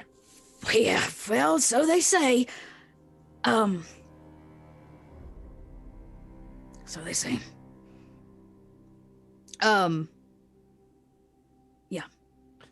You make your way back out. As the door opens and the sounds of the club refill your ears. And as you make your way over, Ava has been enjoying time with nonchalant folk, other kindred, other kind. But you realize Dakota and Ollie, as you walk out, Brett is gone. Ava is just kind of milling around by herself. I imagine Ava picks up on an awkward look on Dakota's face. Not a like help me please, but like a like Right. It's not really a walk of shame either. I don't know, it's somewhere in between. Ava will walk up to Dakota, kind of visibly Where's noticing. Brett? Where's He was a little too butthurt after what happened, and he left. Who Very would've thought? upsettedly, Under throwing Brett's his skin. backhanded insult before he left, of course. Oh, did he? Yes. In I'm not even typical- gonna ask. It's fine. I'm over it. Good. Dakota like leans in again and she kind of whispers, Ollie got a tat. Oh. We're maybe gonna head back. It's kind of and I kind of look up at Ollie, like, are you wanting to stay? Do you want to go? How are you feeling? I don't know. I probably get some air. Yeah. Let's get some air. I think that's best. Let's we've got our fill of the painted lady for tonight. We've been loud tonight. we were loud tonight. Let's go the fuck home. Yeah. We could end it. We could end the night like we did when Dakota got her tattoo and watch a movie. I think that might be a good idea. Does everybody seem on board for that as you all head back to the movie theater? Yeah, I imagine we kind of Sure. we just start that process of heading back. You do so. Quiet walk back or drive back or however you all end up getting back there. But you do get back there with still a few hours left in the night. You pop on a Star Wars. One of the Star Wars. Oh, One of the Star Wars horses. you One of the One of the one of horses. the Star Wars. Yeah. And the rest of the night goes uninterrupted for the rest of you. Would you all like to move on to the next evening then? Well, okay, Dakota's gonna say I'm it's curious, like, Ollie's yeah. turn to pick which movie. So which movie does Ollie pick? We've only got like 3 of them, right? We watched We episode have the 4. we have the We watched original. episode 5. I think we've watched, Well, I guess what we've watched. I'm sure we've watched them all a million times, but like Dakota got to pick the night of her tat which one they watch. So she wants to know which one Ollie wants to watch. Well, if all we have is those 3, then the one that we probably have seen the least of. But if we have access to other movies, I think he's going to go for something very almost mind-numbing and lighthearted. You have could- access to I the would film. love to get you access to more movies, but you currently do not have access We to don't more than have Star Wars. anything. Yeah, you got No. Star Wars, and different Star Wars because that's what Crowley gave you before you bounced. Okay, I imagine if we start watching Star Wars and it's not really cheering Ollie up. I mean, you could go to the movies. No, Dakota goes, kind of removes her hand from his and she kind of backs. She's like, I'll be right back. and she's gonna bolt up to the projection room. Uh-huh. And I imagine it's some like really intense scene in whatever Star Wars movie. And Dakota puts her hand in front of the projector light. And she's like, once upon a time, there was And she starts like But you have to shout it. Yeah. I like shouted out of the booth like down. But there's this whole like Dakota lightens the mood. Like she just makes her own fucking movie. Screw it. She puppet shows over the I shadow puppet show over it. Yeah. That's great. Yeah. I imagine there's some cackling and some Yes. laughing, and there's some jokes about people you've killed in the past. I imagine if she can figure it out, she's like she does like a Brett dance. Brett, and like she tries to like really make light of the evening. Cheer Ollie up a little. And it's Funny. it's enjoyable, absolutely. As the night ends and everybody goes to their separate areas for sleep, whether you go to your ivory towers or your boats or your bars and whatnot. I think it was a good point. We're a little early as always, but a good point to go on break. Yeah. We'll take an 8-minute and we'll come right back because next up, we need to figure out who you're reaching out to because there's a few people I know you want to run some meetings by with. So we'll get back down to business when we get back.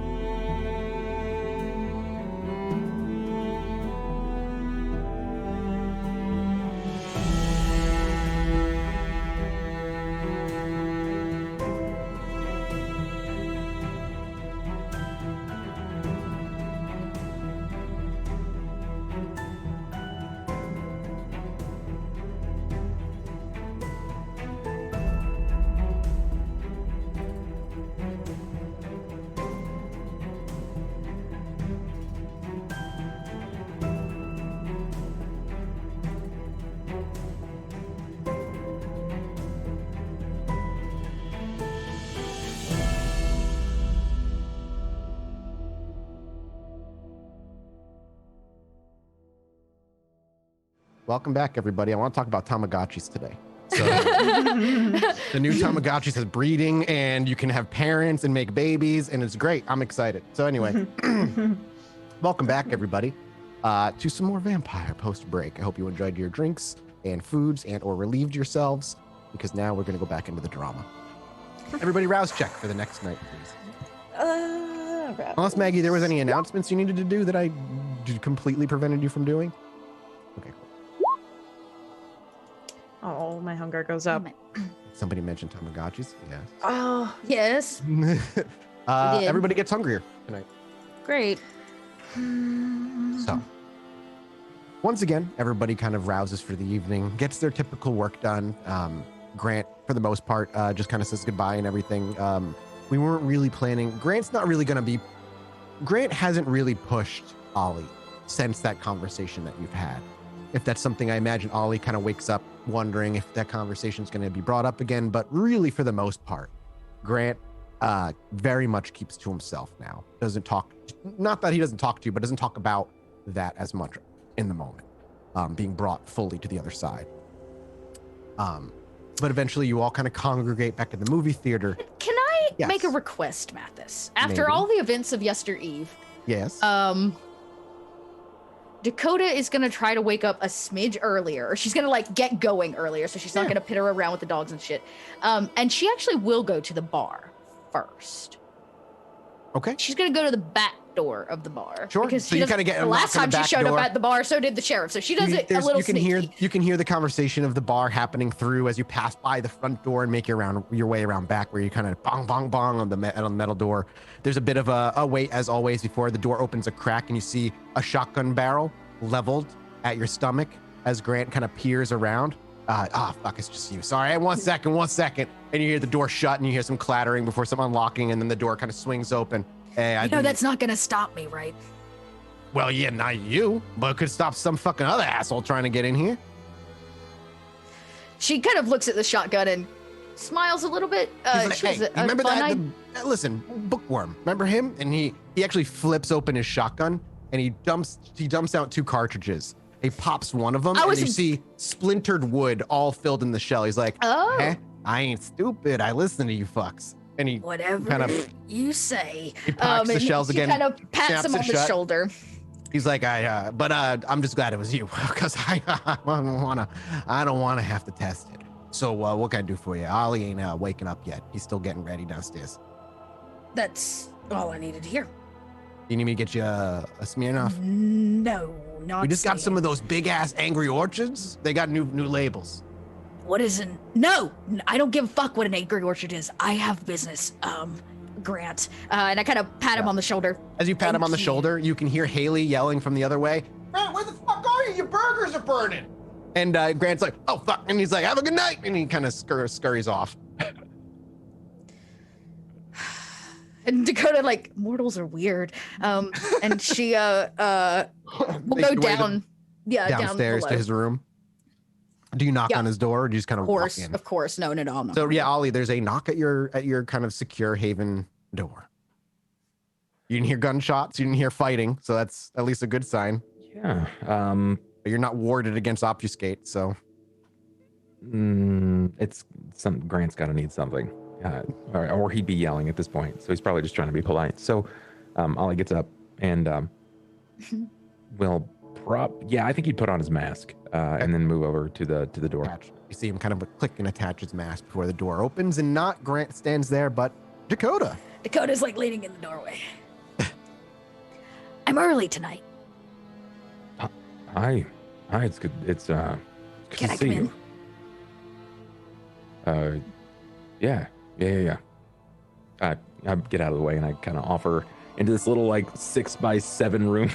Yeah, Got like the old imagine computer the kind both of us are in packed here, into yeah. the corner, the Yeah. single twin bed in the middle, and then like the little smatterings of personal effects, but the big chest that has it all kind of in it. Dakota, if you don't, she will close the door. I mean, he's pretty much just backed up, like extending Cool. that invite into the room. Very casual. So I was thinking about last night. Yeah. Yeah. Dakota kind of walks over in your personal space a lot of bit. And she kind of reaches up and unclasps the mask. As it kind of comes loose, you can actually like, just because he can't help it, just as it comes loose, there's a little bit of that moisture kind of hanging from his lips into his bare gums, as there are really no lips there to stop it. He kind of tries to move with the mask, not really sure what's happening. Just like I see him trying to catch it with you, but eventually gets too... When that happens, Dakota puts a hand on your chest, kind of backs you up to the door and like takes the mask off. Very quickly, kind of just rips the rest of it as it's unclasps. And again, you're met with that smile. Not to kind of draw out how horrific it is, but for just the audience, because you don't see it so often, just Ollie underneath that mask. It's just, he looks so human outside. But once that mask comes off, it's that kind of almost Baraka smile from Mortal Kombat. Yeah, that's very accurate. I would like to say something. Okay. I don't care about this. All right. And I don't care about... And I kind of like tap his chest. the beast. Yep. I know you're super sorry for what went down. Yeah. All of these things, and I gesture to the mask and like now the tattoo. I don't dislike you for any of it.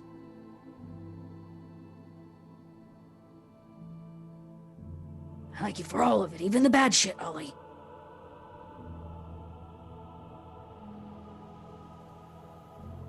Okay. Okay. So you don't have to atone for... You don't have to atone for things that you cannot control. Or things that are a part of you. And I'll kind of pull his sleeve back and point to the tattoo. I don't know this person.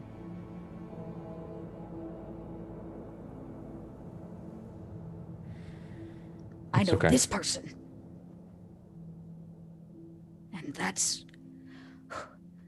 that is, this person is the one I fell in love with.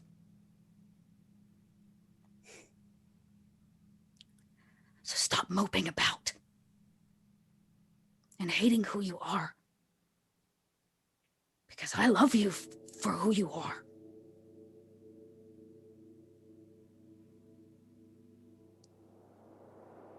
Exactly as you are. And kind of slap the mask back in his hand.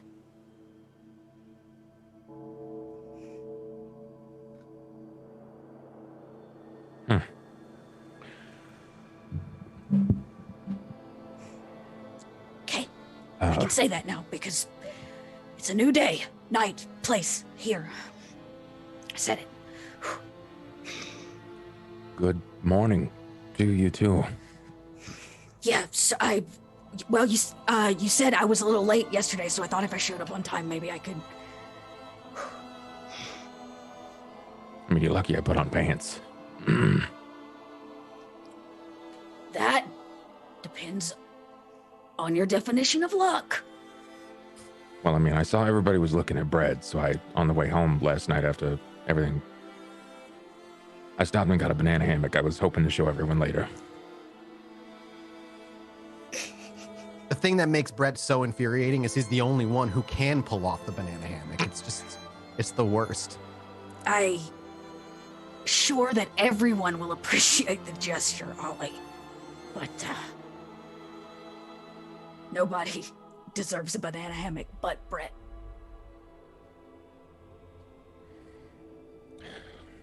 I knew that when I tried it on. But,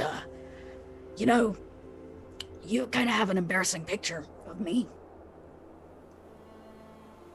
Even Steven. So maybe the next time you don a banana hammock, snap a Polaroid, just for shits and giggles, would you? You know what? Since you've spelled it out like that, then I'll just give it to you. You can You can keep it. I don't know. You can give it to Ava. I don't know what she's gonna do. She might hang it from like the antenna of her Ava- car or something. Ava will use it like a weapon. You can keep it. I don't want it. She'll done it Ava like a really weapon. has gotten like sassy. Yeah, she mean girl hardcore. Yeah. She mean girl hardcore. Dakota's like, she'll use it like a weapon. Just keep it and don't let anybody see it or something. All right. Well, I don't mean to alleviate the seriousness and severity of what you said, because same. I love you too, and I have for a long time. So yeah, I everybody atones in different ways, and I know you said I don't have to, and I guess it's my way of closing that mindset.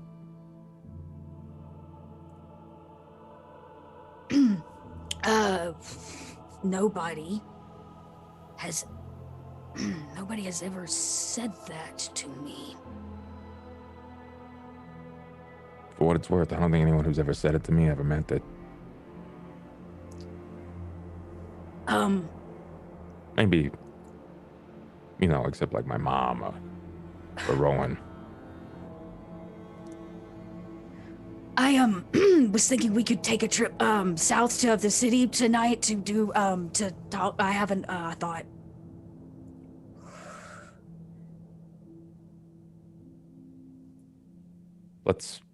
Let's go get weird into the night.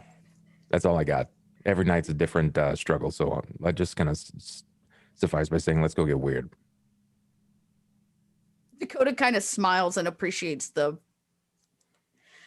joke to lighten the air, and she'll have to get on her fucking tiptoes, no doubt, but she gets on her tiptoes and she leans in and she plants a kiss on Ollie's cheek, and she says, "You might want to put a shirt on." She kind of winks at him and pulls the door open. Ollie kind of stands there for a minute, dumbfounded almost. Yeah, but smiling. Oh yeah, it's definitely Yeah. a happy kind of picture here. But eventually, he gathers his things, puts the mask on, I'm assuming.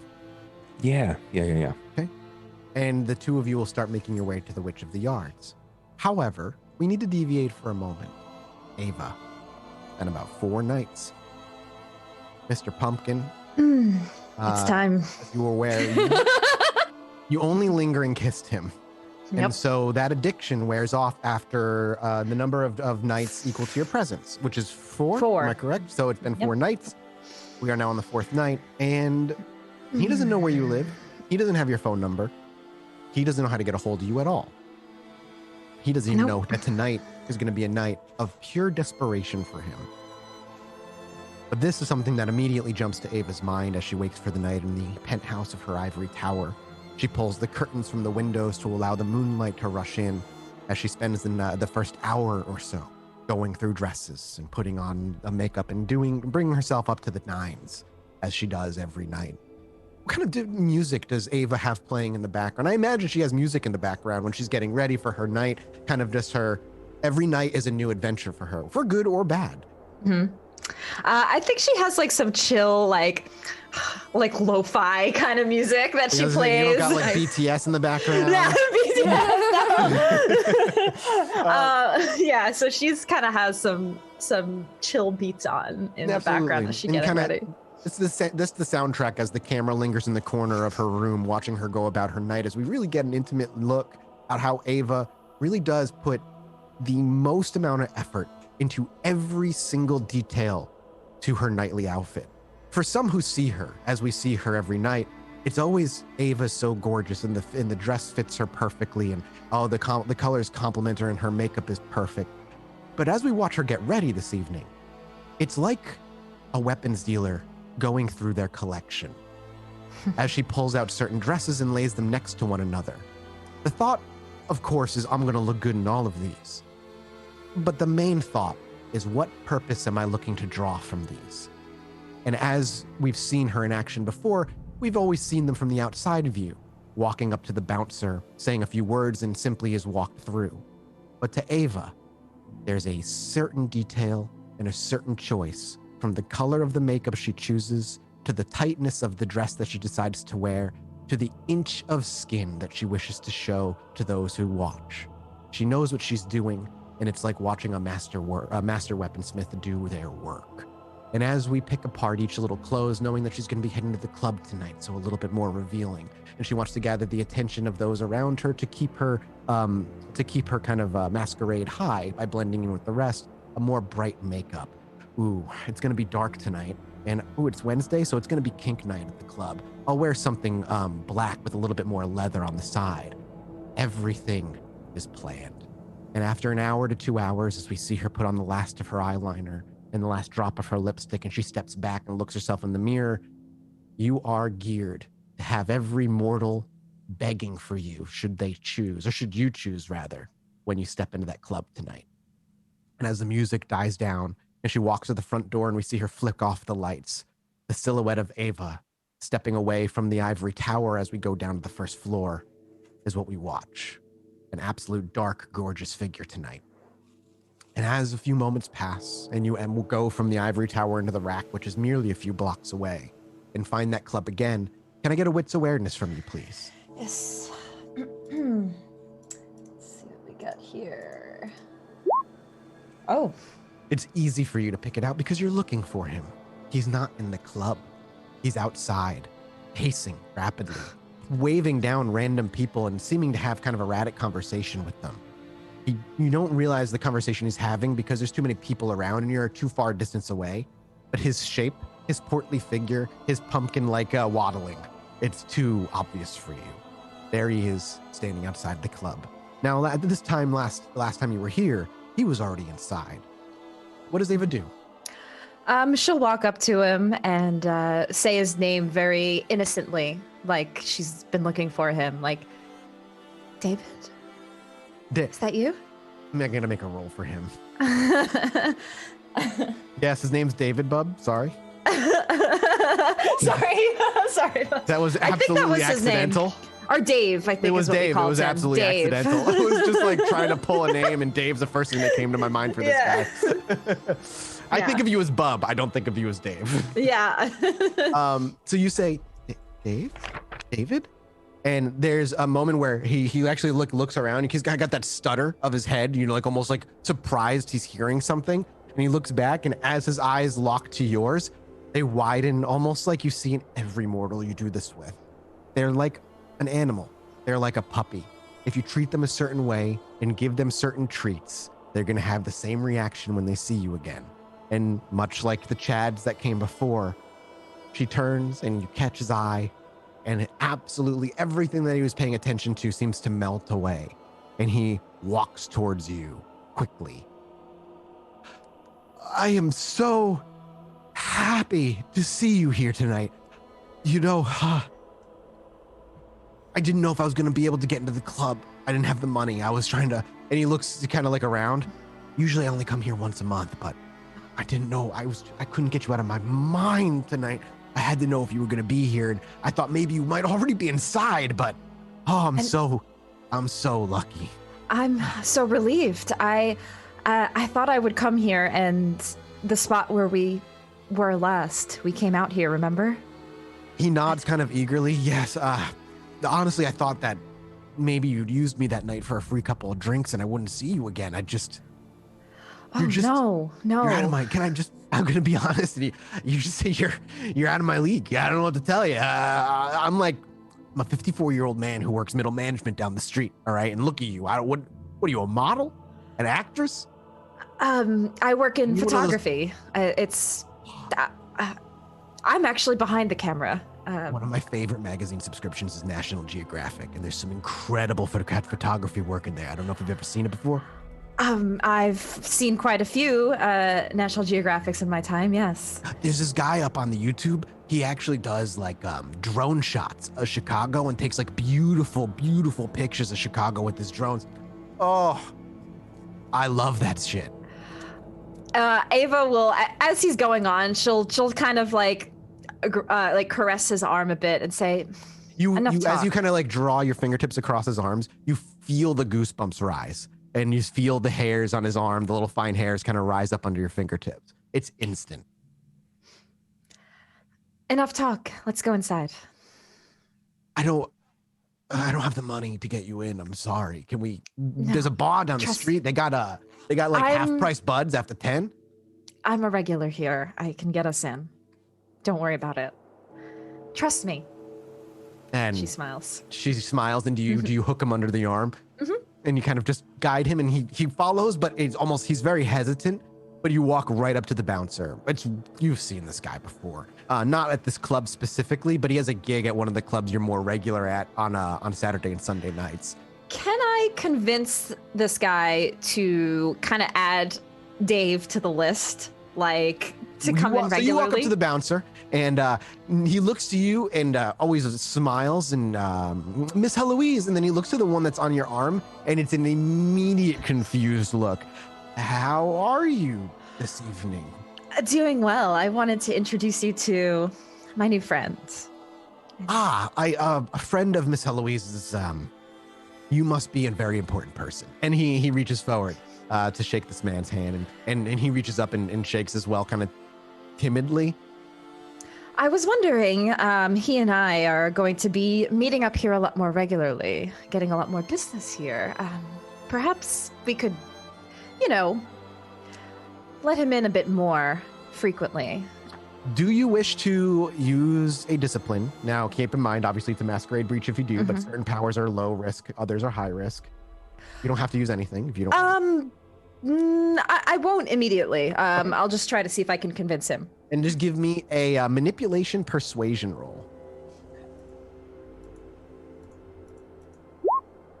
Okay. With 3 successes, are you asked? He's like, well, I don't know if I can put him on a regulars, but I'm happy to let him in with you tonight if that's something you.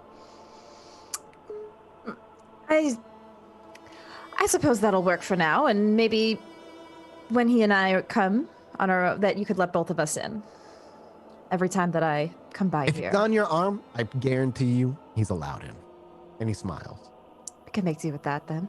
He kind of unbuckles the velvet rope, and he steps aside as a few of the people in the line are giving you kind of dirty looks, but they don't really say anything. And as you usher him past like the velveted curtains in front of the door, he looks over to you with a baffled look. Do you know everybody who works around here? I know some. I know enough people. So you don't do like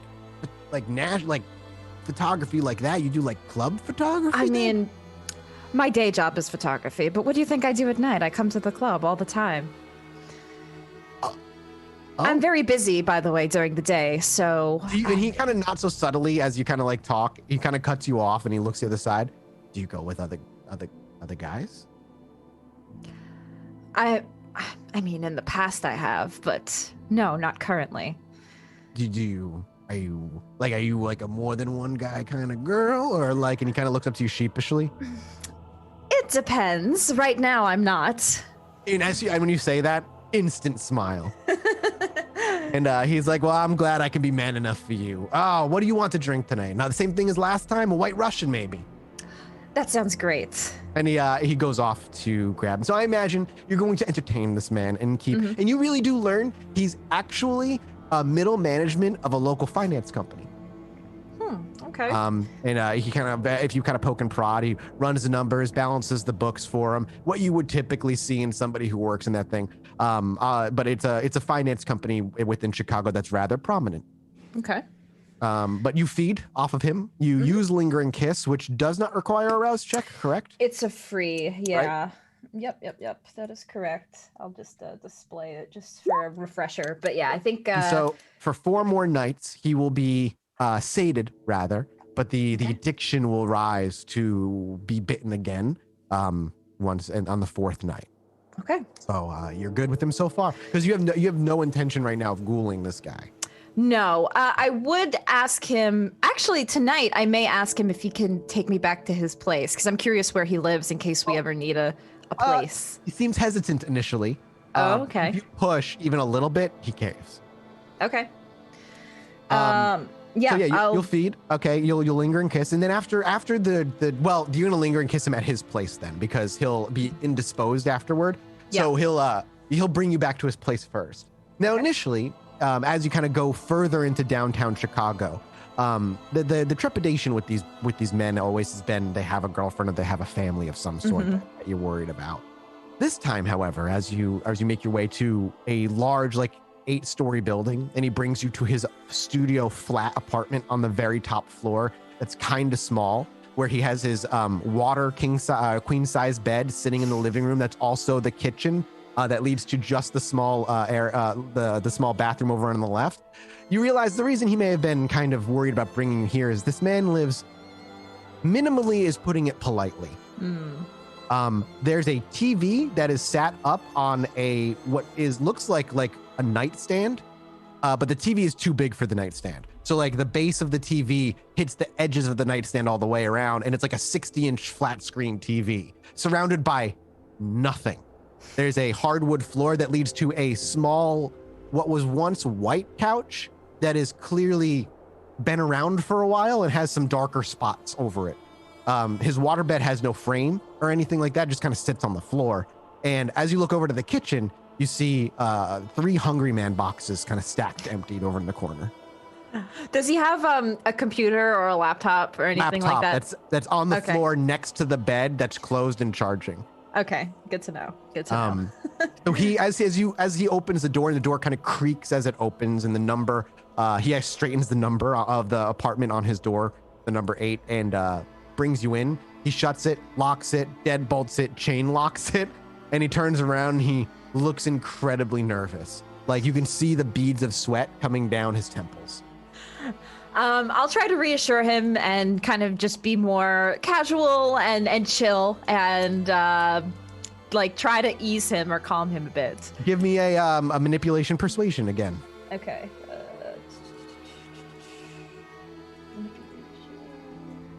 Persuasion. Just a 1 success.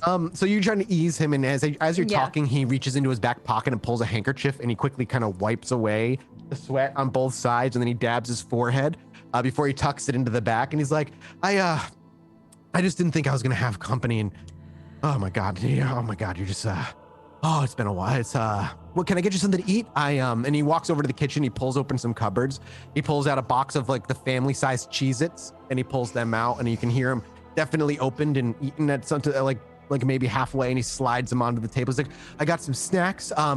He pulls open his fridge, and you hear some jangling of bottles, and he pulls out 1 wine cooler and one of those really like those unique like it's like a local brewery. I forget what you call them. The big thing of beer. It begins with a G, I think. There's like a weird term for it. Growler. A growler. Thank you. Yes, there a growler is the one I'm looking for. Thank you, voice. Thank you, voice. Oh. Thank you, voice, for reminding me. Growler. A growler of something that is like a really weird indie name. It's like Bear Claws. Something. He kind of slides like, I got this a week ago. Haven't opened it yet. Been waiting for a special occasion. Tonight would be a really great night for that. If you want something simple, I've got one of these, and it's a strawberry spritzer thing, and he kind of slides that up there. And and he reaches in and he pulls out a big plastic container of like half finished like cheese and like meat appetizers that go on crackers with like that dip in the middle with some carrots and some celery that hasn't been touched at all. He puts that up. He's like, something a little healthier than this. I hope that's okay. And he shuts the refrigerator. Ava will just calmly smile at all of this as, she could tell the nervousness, but she doesn't let it affect her. She'll just smile and continue on with her business, and will just kind of talk to, maybe she'll take from the wine cooler just to, help put him at ease a bit. You can arouse the blood then? I can't drink it. She'll just, hold it and pretend.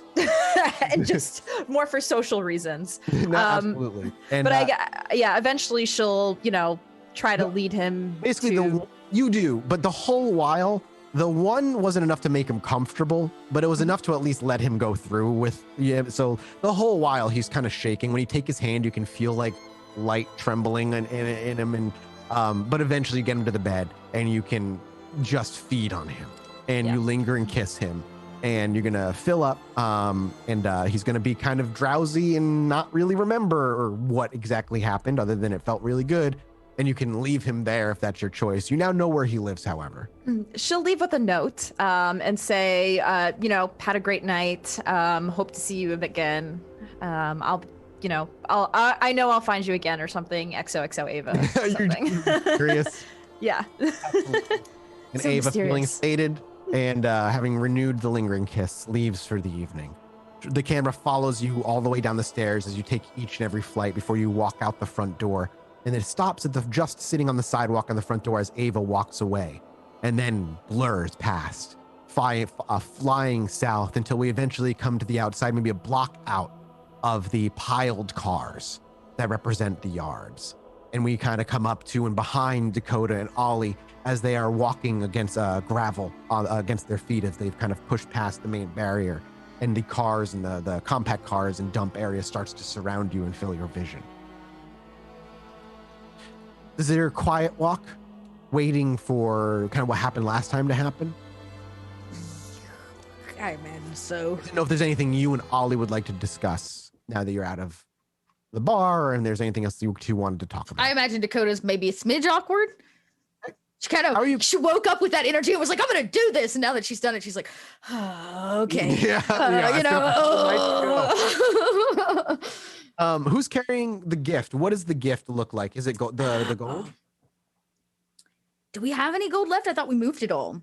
We don't. Yeah, I think. Yeah, you're just getting payments of cash every. Yeah, we're getting month. payments of cash. So what? Yeah, what is this gift? What is the offering here? For some reason I But thought. here's the thing. That's my question. Like, do we need an offering if we're not asking for anything other than her time? You don't know. Okay. I think it was like specifically worded to us like there has to be an offering to her in order to get Every her time you've come to attention. meet with her, the offering has been taken first before you've been giving her. Before we audio. even get to say what we want. Okay. Do we want to do we want to play this like gangster style and put a bunch of money in a suitcase and just like be like, this is what we offer just to get to talk to her? Or are we going to actually like offer her something? Oh shit, I don't know.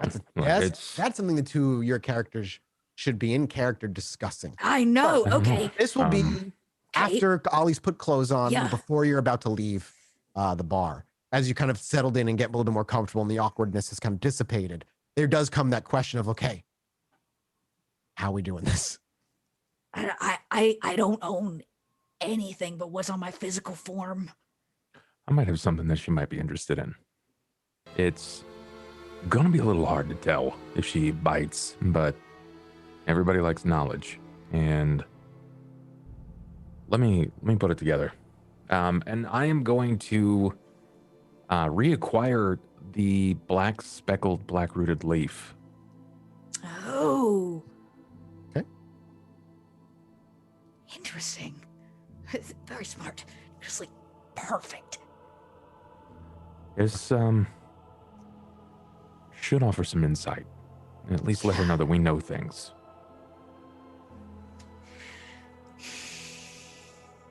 Because I don't know what else the hell I'm supposed to do with it. I really want to throw away all the garbage that I've got surrounding it. So it's like two birds, one stone. Okay. Dakota's down. That's way better than anything she could have possibly like given her. Okay, So then we do I that. guess we walk up with a very tiny, like a leaf wrapped in paper, Plastic cloth or bags. something. Yeah, plastic bags. Yeah. Mhm. That's where the scene we see then is. As we approach the yards, you're walking in and the crinkling of the bag, kind of tightening in the grip of Mr. Hopkins as entering the yards. It's always a tense experience. And the last time you were here, you offered her your mask. That's what she asked for. And yet the price that was asked or paid seemed light, the mask burning. It doesn't take long this time around before once again you're greeted with the jangling of empty cans as a gentleman in ripped, torn, dirty clothing. He's got a Hornets basketball team t-shirt on that's completely faded, as well as jeans that were not jean shorts initially, but have been made into jean shorts somewhere along the lines. Right. And around his neck, he's got cans in that necklace style form. He steps around the corner and kind of cuts the two of you off about 10 feet out. And he looks at each of you. You smell and look familiar? You know how this works then? And he kind of like gives an awkward head tilt. I offer it out and I tell him to be gentle. It's fragile. You say be gentle, and he steps over and he very gingerly from each side of the plastic bag plucks it with his thumb and index finger, and it lifts it from your palm and then takes a few steps back, and then he collapses down and crosses his legs, and he begins to open the plastic bag, and he takes out one and hucks the other one and opens it until he gets down to the bottom. And as he pulls the plastic bag apart and he kind of peers inside wide-eyed, much like he took the bag from you before, he reaches in with just the claw of his thumb and index finger, grabbing and pinching it from the stem and dragging it up and kind of holding it, twirling it between his fingertips before he brings it in with a scrunched face. And he just kind of goes, "It smells." And then he kind of pushes himself up from his crossed legs. "All right, come on." And he kind of holds it at a distance like this the whole walk. Okay. He walks straight for a while before he turns a hard right. And as you turn a hard right, in the distance, you actually can see the smoke billowing out over the wrecked cars, indicating a fire just around the corner. And as you walk over and turn the corner, there is no fire. But there she stands in her nudity, long hair down to her waist. And she's looking kind of at the pit before her eyes snap up to you. And she stands, holding her hands like this, and in the center of both of her palms, the leaf that you handed over, now in her hands. She appear to be looking at it, or is she just looking at us? She's looking at you, holding it kind of close to her chest now like this. Sit. Sure. Have a seat. She then, as you both finally sit down, she turns her back to you, walks over to an area and flips open a kind of a small plastic water cooler that one might take to the beach or something. As she flips it up, you see her gently place the leaf inside of there, and she flips it closed, and you hear a plastic lock. She turns around and plops down on her rear end and brings her knees up, and she leans forward with her hair dangling over her knees and just gently brushing the dirt ground beneath. What do you want? Nothing. Why didn't you burn it? Burn your gift? You burned my mask. I burned your identity. Listen to my words next time.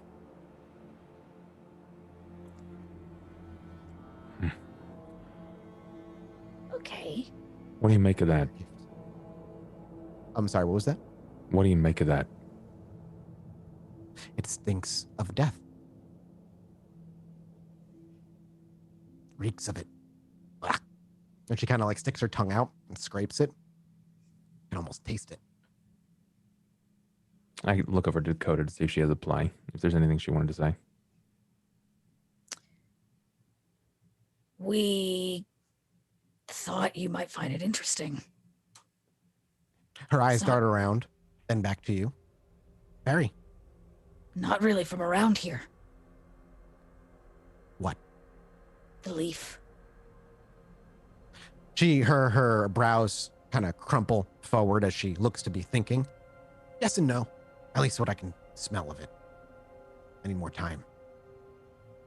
We can't do anything with it, so Thanks. Maybe I can open your eyes a little bit, pass a little more information to you. You know what the hedge is? You know what Arcadia is?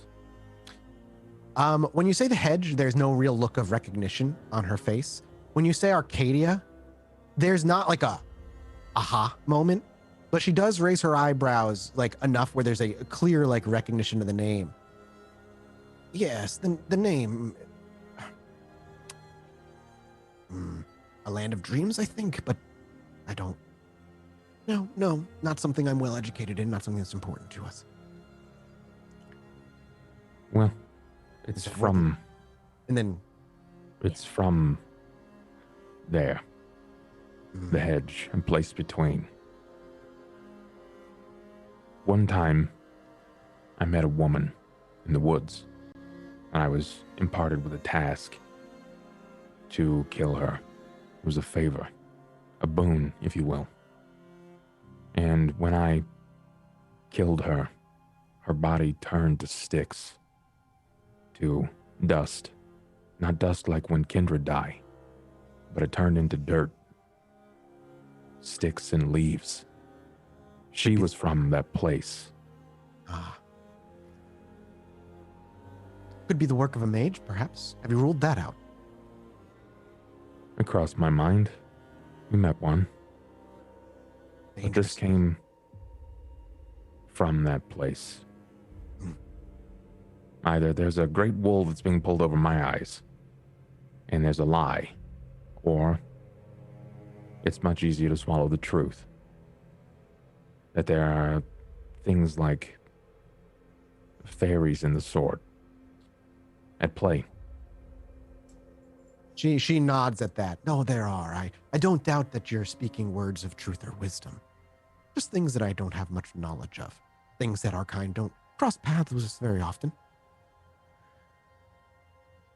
I'll simply add that smell, feeling, Yes. whatever it is. The leaf may not be from here, but I heard Chinatown has quite a stench. Yes, she actually does kind of just very openly and almost maybe surprisingly, she doesn't beat around the bush. Yes, Chinatown. It rots.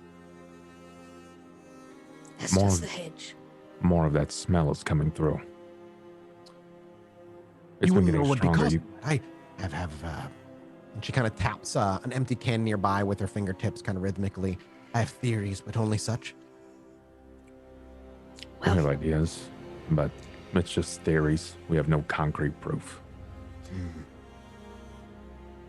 just Say- sharing what we know. We're your neighbors now. We're just down the street. We've been gifted some land. It's now our domain.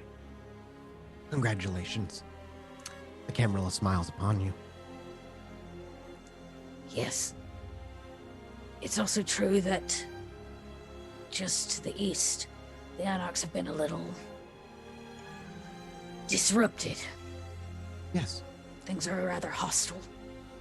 yes. You ask why Unfortunate I for them. came. I came to let you know that if you need something, we're just next door. I don't I want try not anything to from operate. you. I apologize. I do not mean to interrupt. Please continue, Miss Dakota. No, Dakota just says, I don't want anything from you. And I not want a thing from you. I don't operate by those rules. Rules. Boons, favors. I'm Gifts. not asking for a boon or a favor. And I am saying I do not offer them either way.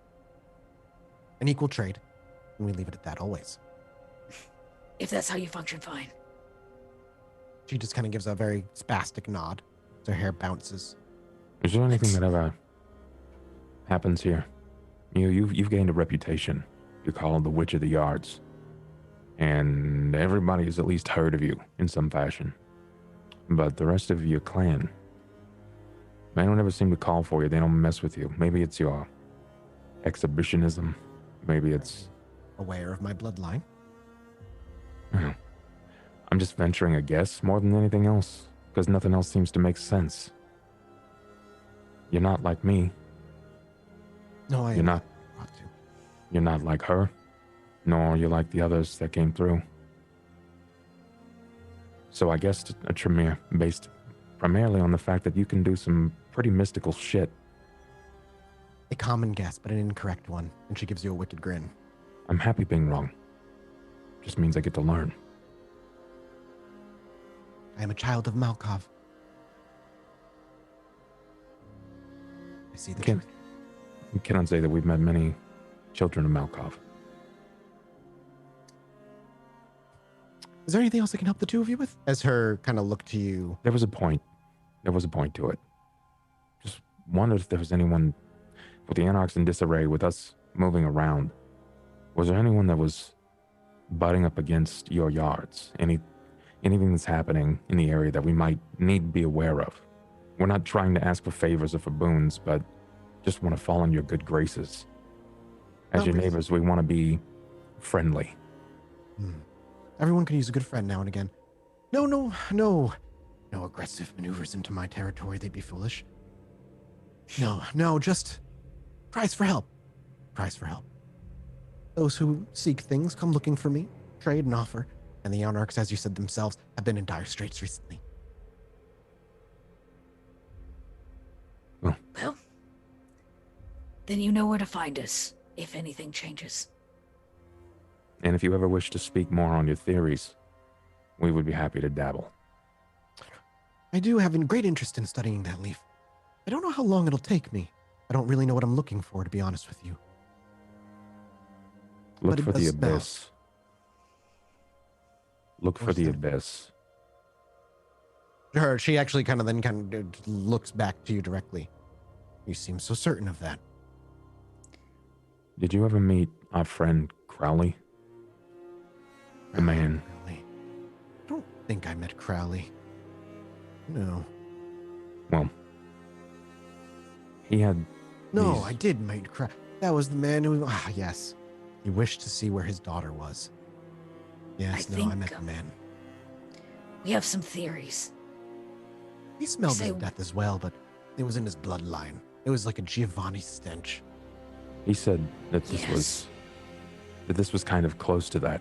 It was of an area of death, right? Like what did he call it, Dakota? Like it was a dead place that he skirted the edge of. The land of the dead, the Shadowlands, is what Oblivion. they deal with quite often. Something like that. He said that this was something bleeding through. And he seemed pretty confident. Maybe just let that percolate a while. Let it dabble on your mind. Yeah. Like I said, we'll get out of your hair. We did not mean to interrupt you or your... You brought me a great puzzle and something intriguing, something unique. I haven't had something unique handed to me in some time. I appreciate that. Then we'll leave I you wish with it. nothing in return. No. Other than a friendly attitude. She when you say that, she gives you a very toothy smile.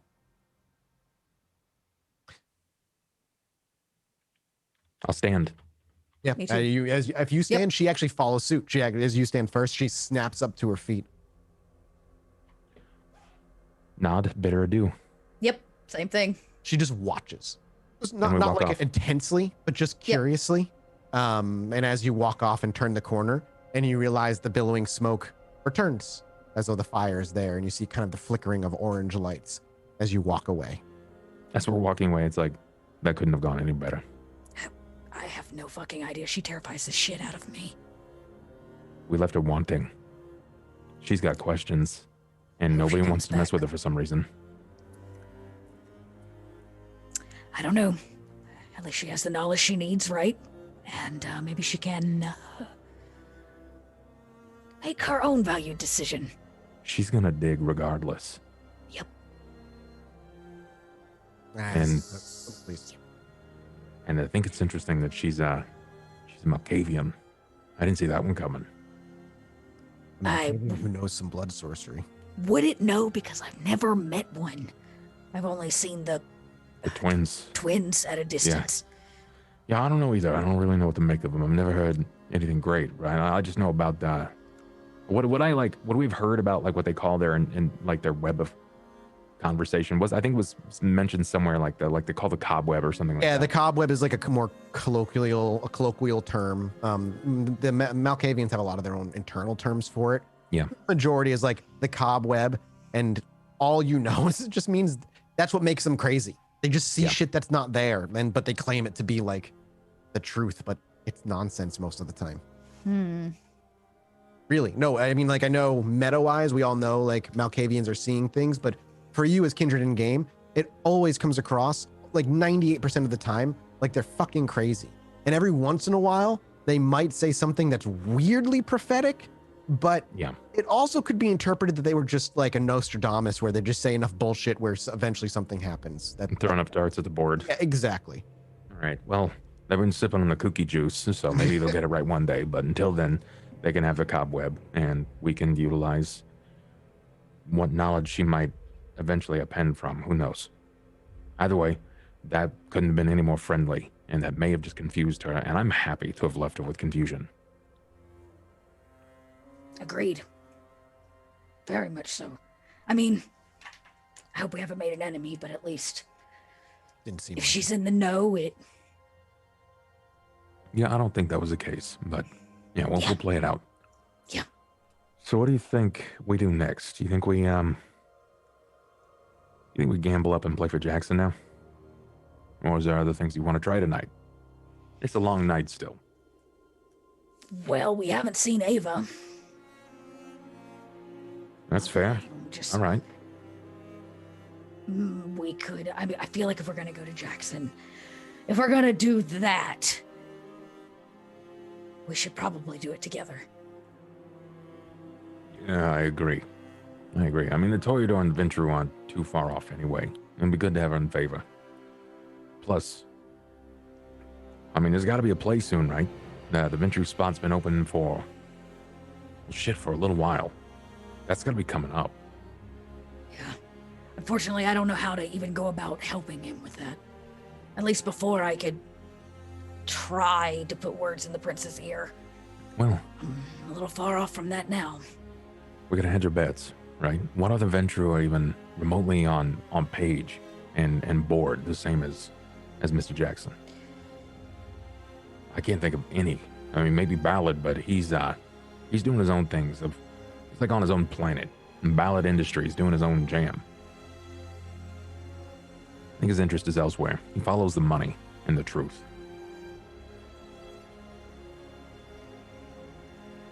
So then let's go find Ava. Okay. Finding Ava is relatively easy. Most of the time, you meet back up at the movie theater. Whether Ava is there when you arrive or not, doesn't matter all that much. You both each spend an equal amount of time kind of out doing your own thing. Within time, all of you congregate. We'll say Ava's the last one to walk in the door tonight. As you walk in, there's Dakota and Ollie kind of just milling about. Oh, hi, you two. Just got back from some business. Yeah, likewise. We did the same. What kind of business you got going on this evening? Oh, just, keeping tabs on my individuals. I want to, use a nice word for the term, that I, have a bit of a grasp on in case we ever need the Chads, as you would describe it. I have a new one that I acquired recently. And It was her Halloween candy. it was. You developing like your own little Chad Rolodex over there? That's the goal. No, I'm just kidding. But he's around just in case we need him for anything. If we need a mortal for whatever mortal business. The next step is actually like having a ghoul. That would be nice. I used to have some ghouls before they were taken from me. Salty. Eventually, when I find the right one, I don't think this one is the right one, but I'm sure I'll find one soon. Well, But part of the job is keeping him enticed, so I must pay my 4-day visit. So that's what I was up to tonight. your What union about- dues to Exactly. Chad Union. It's an unfortunate. The Chad Union has like a new leader every couple months. It's a burden that I must bear, Ollie. Ava flips her hair as she says that. So what were the two of you up to tonight? I look The over at Ollie. immediate silence. I'm curious what Ava's look is. Like as you ask, and they both sheepishly kind of go quiet. Please don't tell me it was something that, you know what, maybe I don't want to know. Made a visit. That's all. We made a visit. Okay, well that's good. Whew. We want to drop off and you know when you move into a new area and you go knocking door to door to let your neighbors know that you're new to the place. Yes. Oh, Did you that's- bring housewarming gifts or new? Or I guess they're supposed Yeah. to bring us gifts. Yeah, well, we brought a gift. We brought that leaf from Madison. Oh, I see. I see. We went to the witch at the yards. How's she doing? Confused. Now, I mean, she's still witchy. Malkavian. Yes. Oh, well, that's news. Which makes total sense why the Chantry doesn't have her locked up behind doors. Yeah, that does. Very interesting. Not many Malkavians. Not many, at least that we're aware of. So, You know where That the can't hurt. territory is? Yeah, way north, Wait. right? They're like at the It's very top. north of downtown Chicago. Yeah. Yeah. It's Right. nowhere where you guys go and hang out. She's not even in their territory. Does she not? I guess she does her own thing anyway. In fact, she's as far away as she can get from their Hmm. territory. but still not far away from Chinatown. She seemed at least somewhat aware that something weird was happening there, but maybe she can, thanks to a little leafy help, put the puzzle pieces together on her own, or at least she'll come knocking at our door with more questions. Yes, I think that's planting the seed at least. I think she expected us to ask for something. That's what left her confused. Hmm. We brought the leaf and we said a few things, dropped a few trace words, particularly about the abyss in the hedge in Arcadia. And said that our sources were from one, the leaf, to a couple of people that we had met in Crowley, being the informant on what the abyss was like. But short of that, we left it on speculations and theories at best. But now she's got a lot to run from. And hopefully, who knows? Yes, if she can figure out more information, that could definitely help us. But we'll see. It's a gamble, no less. But I thought if we were going to hit that fish, that's a Worth good it. entry Yeah, for us worth it. to move up and prepare for talking to Jackson. Yes, the next step. I'm gonna be honest. I don't think we should tell him. Not No. sure what's going on. No, I don't think it's worth. I would agree. Honestly, we should just be asking him what he needs to get to the seat. He's more politically savvy than we are, so to think that in any way that I'm going to be able to offer him something is... Yes, more of a what can we do for you? Yeah. We're going At to have least to worry need to about know- this. yeah. He's not going to want to give boons. He's not going to want that. Going into a seat like that and the stress and politics that's going to come with it, he's not going to want to walk in with the dregs of responsibility. But knowing that we're backing him is going to be huge. So if we can take some burden off his shoulders or help secure that spot, I think it'll make it a little easier on him. Like I said, I don't have much to offer him, so I'll be there. And if there is a way I can help, I will, but... I don't know that I'm in favorable standing. I still think we all have our better reputation. We've done quite a bit and haven't caused any major drama in many months. So I Is like this to think still- we're in good standing. Is it still early in the evening? Yeah. And is it like, are we through the week or is this a weekend kind of night? It's in the week somewhere around. Let's see. King was like Wednesday night, so we're like on Thursday or Friday now. Well, we can try to find him up at the university again. Still in the middle of the week. Usually debating with or talking with Cretius during the week, early in the nights. Can't hurt to So get that up way there. and just kind of look around and wait for him to pop up. Yeah, I Okay. don't think he ever gave us like a way to actually No. get in touch with him. No, there's no clean Nope. way of getting in touch with other kindred. It's just show up in their territory, announce yourself, that kind of Hopefully thing. find 'Cause them, yeah. Or use technology. Some kindred break the masquerade and have phones anyway. You know what I mean? Yeah. So you got the plan then is to bring the three of you out to Chicago University then. Yep. Unless Yeah. they've got a better idea. I think that's No, that's fine. I just want to make sure that we're on the same page before we move on. Yeah, to that totally. scene then. So before long, then, as the scene shifts, we're greeted with a less active courtyard. Not courtyard. What do you call it? Like, not canvas. What do you call the fucking Campus? Campus. There we go. He's gonna go through the can for words. Until we go. Words. The large campus is milling about with students, but it's you more hear the parties as we're approaching the weekend. Each of the dorms you can hear thumping with loud music and people having a great time. Maybe even grabbing the attention of Ava. Ava, you got a college Chad here once. You actually came and got a college Chad. I did. So I did. those parties are familiar to you.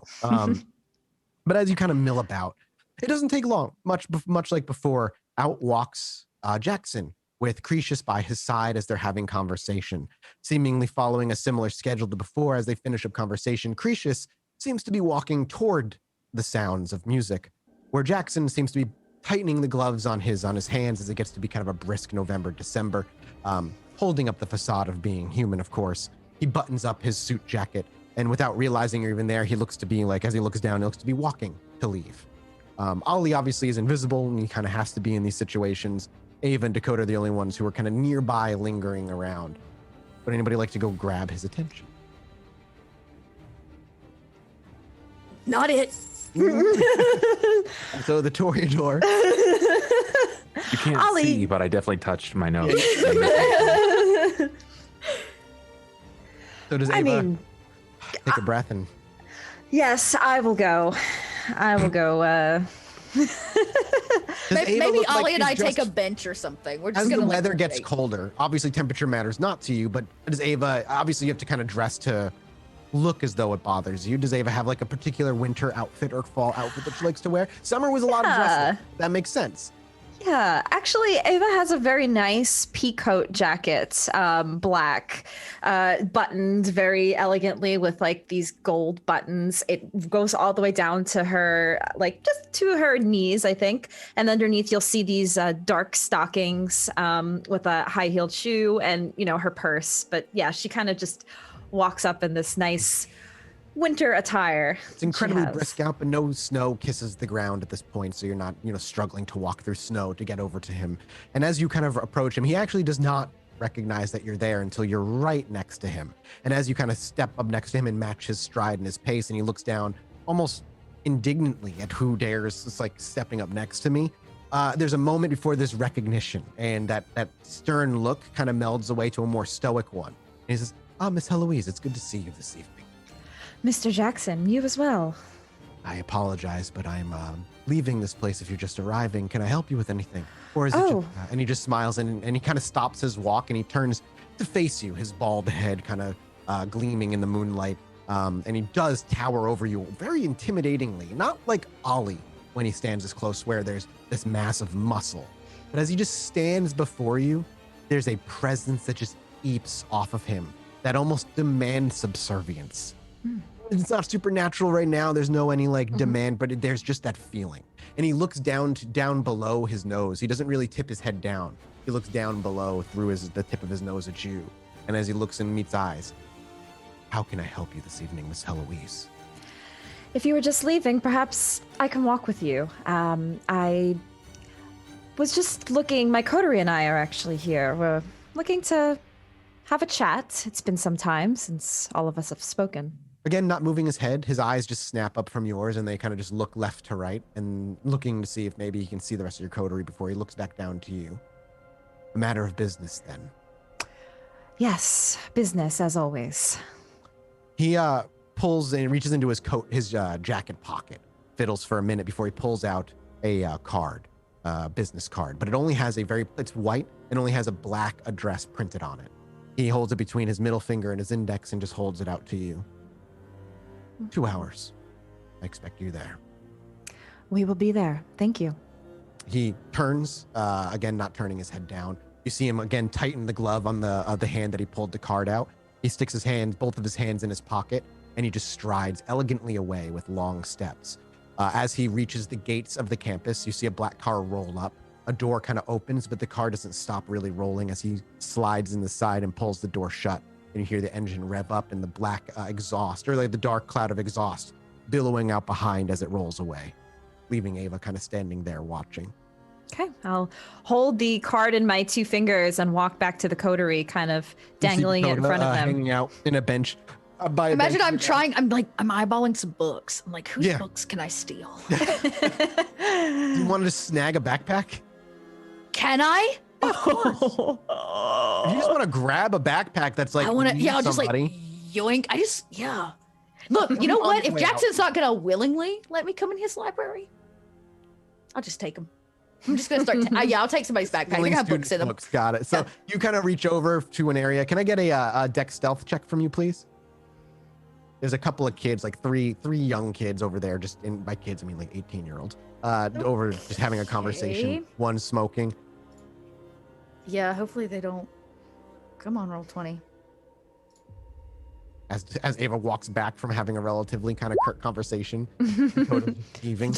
I got a 3. Yep. No, I mean three is good. 3 is a good success. So walking over to an area, you kind of quietly sneak over, and there's just this kind of brown like shoulder duffel bag that you kind of reach over and just yoink and pull away, slide it over your shoulder, and you walk back over as Ava approaches back over. And I have a backpack now. Yeah. Getting ready to study or Blending in. I see. You blend well.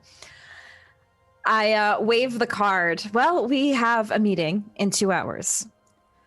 The address on it brings you to Michigan Avenue, an area in a really upscale, high-end Wow. part of like town. I'm a bit underdressed. I know. I even think I am in some ways. This is really nice area. It'll be a little out of our element. We'll be heading out. We'll be the local riffraff then. I'm always the riffraff. It's been 13 years, Dakota. You gotta swallow it at some point. I'm always the riffraff. You're all the riffraff. I know. Eventually, how do you get there? Do you walk? Do you? How far is it? Because where Ava you're has a at? car, right? We Yeah, can you take can it. just all take a car. Who's driving? I could drive. Dexterity drive check. Dakota actually has the drive skill. It was just like, No, so what? just Yeah, gonna I leave it. imagine there's like a walk as you're talking about it back to where the car is. And as you walk back, Dakota just, without word, walks over to the driver's side. And as she pulls the door open, Ava just kind of goes, like, just onto herself. What? I can drive. Please don't fail this roll. As you all buckle up and get inside. Hey! okay. What a wow, good that's actually roll. pretty That's good. a great roll. Especially just to get from to and Not fro. only, yeah, to and from, and that you cut off time. Basically, you beat traffic. You see traffic ahead, and you take side roads that you've been walking a lot lately. Maybe as- driver the shit out of this. Well, that's all good. the way up to Michigan Avenue. But as your car kind of matches those of the ones that you're around for a little while, as you roll on into the lower west side and then into downtown until eventually you hit Michigan Avenue, where Mercedes-Benz and Jaguars are a much more common sight, being kept in gorgeous garages. Then as you kind of as you approach the address, you're not brought to a certain like house. You're brought to an enormous luxury apartment complex. There's no name for it. We'll simply call it like Michigan Ave Heights or something. It doesn't really matter. It's beautiful. It is a gorgeous brick building. Each one of the apartments, if Ollie was just Ollie looking, kind of driving by, you would guess Ollie, knowing kind of city life really well, they're at least 2,000 square foot apartments, each single one. And that's like the smallest one in here. You're each one likely to have a fireplace, some of them multi-storied. And as you kind of roll in and your car is puttering this huge amount of exhaust past these kind of golden archways and gorgeous red brick gateway, as you roll up to the rotary, you're stopped as valet walks over and knocks on the window. Does Ava roll the window down? I'll roll the window down. So yeah. you reach down, it's a crank one. It's and it kind of gets stuck at one point and you kind of like Oh my God, this is embarrassing. and this man in a suit and a bow tie, completely clean shaven with short brown hair and brown eyes, kind of just holds his hands up. This has an electronic device. Name and may I ask who you are here to see? Ava Heloise, and I pull out the card. We have business here. As he Mr. looks at the Jackson. card, there's clearly no name on it. May I ask who you're here to see? Mr. Jackson. Mr. Jackson. And then he pulls up, he kind of holds up the device and he pulls out a stylus from his pocket and he just begins to scroll by. And he looks into the car. Are there 3 of you? There are, yes. Another one joining later then? No, just the 3 of us. Ollie obviously not visible in the back seat, I imagine, as what was my guess. I'll lean over real close. Yeah, you Oh, kind you of missed pop your me. head out and he's like, Yeah. kind of startled. I see. Well, please. And he actually goes to take the door, to open the door. And as he pulls it, I'm imagining it's locked just by habit. He looks confused. We can take sorry. the car from here. Sorry. And I tell Dakota, like, this is where we get out. You're gonna let him take the car? Yes, this is how it works. Why? Because he's valet. He takes the car for us. It's a Listen, service. parks it for us. On the way back, Yeah. he'll get the car back He for us. parks the car for us? Yeah, it's pretty swaggy, right? This is a nice thing that they do here in these parts. It's one of them get rich out. people. Dakota's just talking. I like far start to too loud. push her out. So you, as you Okay. open the door opens with a creak, and you have to kind of give it a little bit of an extra push to move past that, and it kind of and it opens all the way. He kind of just raises an eyebrow as he watches the 3 of you step out as the car is left running. Be kind to the Baron. All right. He looks down to the car. Of course, sir. And he steps into the driver's seat of the Baron, reaches over and with a bit of a tug, Yeah. slams the door, and he hand cranks the window back up before you watch as your car putters off around the corner. I don't understand. Why does he have to park the car? It's what he's paid to do. This is what rich people do. They have They people don't take their park their cars own for them. cars? They don't do anything. No. They practically don't even wipe their own ass. Wow. Yeah. Yeah. Welcome, Dakota. Welcome to the life. Most of them have bidets. You know, they hit a button on the thing and it cleans it for them. Just what? I imagine just like walking into this as you They building. don't walk make in, the their own double doors food. swing open. They don't. And It's just Unlike like other- explaining everything, like what rich Yeah, people What like. do They don't they shit. do? How They do talk a lot. They talk a lot. Drink and talk Yeah. and eat nice food. Yeah. as the double doors push open and you kind of meander in, Dakota, you've seen apartment buildings before. The front's kind of always the same and they all lead to hallways with endless doors. Not here. When you walk in, with a short walk forward, it actually leads to double doors that lead to a center courtyard with a walking path and flowers and decent trees. And as you look out into that walking path, you can actually see the balconies of each one of these apartments. Enormous size. Again, some of them being 2 floors, some of them being a single floor. Each one is connected, but there's a lot of space between each one, and they each look like they have each one could be its own small house on its own. And as you look into the courtyard, there's not many people out there, but there's about 3 or 4 with coats on, talking with one another, walking the paths and the flowers and whatnot. And it feels much more like a luxury kind of a getaway than a place someone lives. You have the apartment number that you are that you wish to go to. Okay, I think it should be right over this way. As Ava kind of I'm like takes a taking look it all around. in. and, Yeah, I'm like, this is I mean, it's Ava. gorgeous, Ava. Don't get me Ava. wrong. It is Dakota, beautiful. Ava. You want to see something funny? Yeah. Please don't embarrass us. I want to walk up to some of the locals. What you said that they're no. milling about. Yes, this is outside. There's some locals milling about and having and conversing. I want to walk up to them like, and when they see me, Oh, they see you coming from a mile away, unless you're invisible. But No, you're I'm not. very muscular and tall. So this figure starts marching towards them, and you can see the conversation of the couple that you're approaching stop well before you arrive. I continue walking, and as I get near, I say, "Give me a wallet." Instantly, the man reaches into his back pocket and is looking It's around a like joke. where It's a prank. I promise it's a prank. I actually came to discuss the regional climate of the politics in the area. he's at this point he's like got the wallet in his hand, like halfway brought out, and as you kind of say that to him through the mask, of course, which looks really strange to him. That's also a joke. Have a good evening.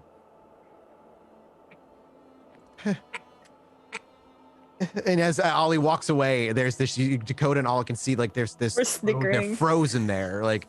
And as he leaves the door, as he finally walks through the door and the door shuts, you see him whisper something to his presumably girlfriend, and they turn and they hurry away down the path where they came.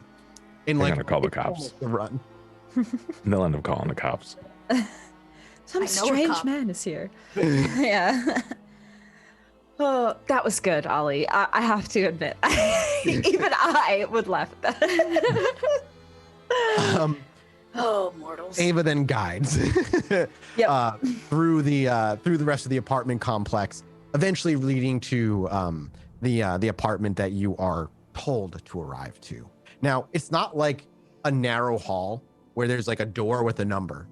Instead, the hallway leads into kind of an arched open area. You actually walk outside before walking over to the apartment, where there's a slight kind of, you would consider it a front yard, and that leads to a slight side yard on both sides and a front door. He clearly lives in one of these 2-story ones. There's the number on the front door, but it's very like in that really elegant kind of calligraphy. And there's a doorbell to ring that sits at the side. He has a very nice, well, it's winter now, but there's a very quaint little garden that sits at the 2 stairs that lead up to his front door on the right-hand side. It looks like it's tended to quite regularly. I'll check the time and see, like, he said 2 hours. Yeah, it's been more than 2 hours. I imagine Okay. you're like right Like, I at, want to make sure Yeah. we're very punctual with this Ventru.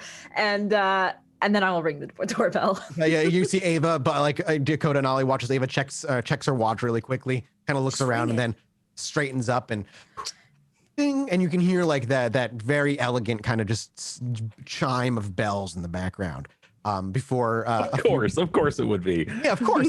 And then eventually that the door swings open and there stands a young woman who you're not sure if she's in college or not, but she certainly looks like she could range at that point. She's in a very simple dress. And as she opens the door, she smiles. Miss Ava Heloise, Dakota Rain, and Ollie Hopkins, expecting you. Please, as she steps aside, may I take your jackets?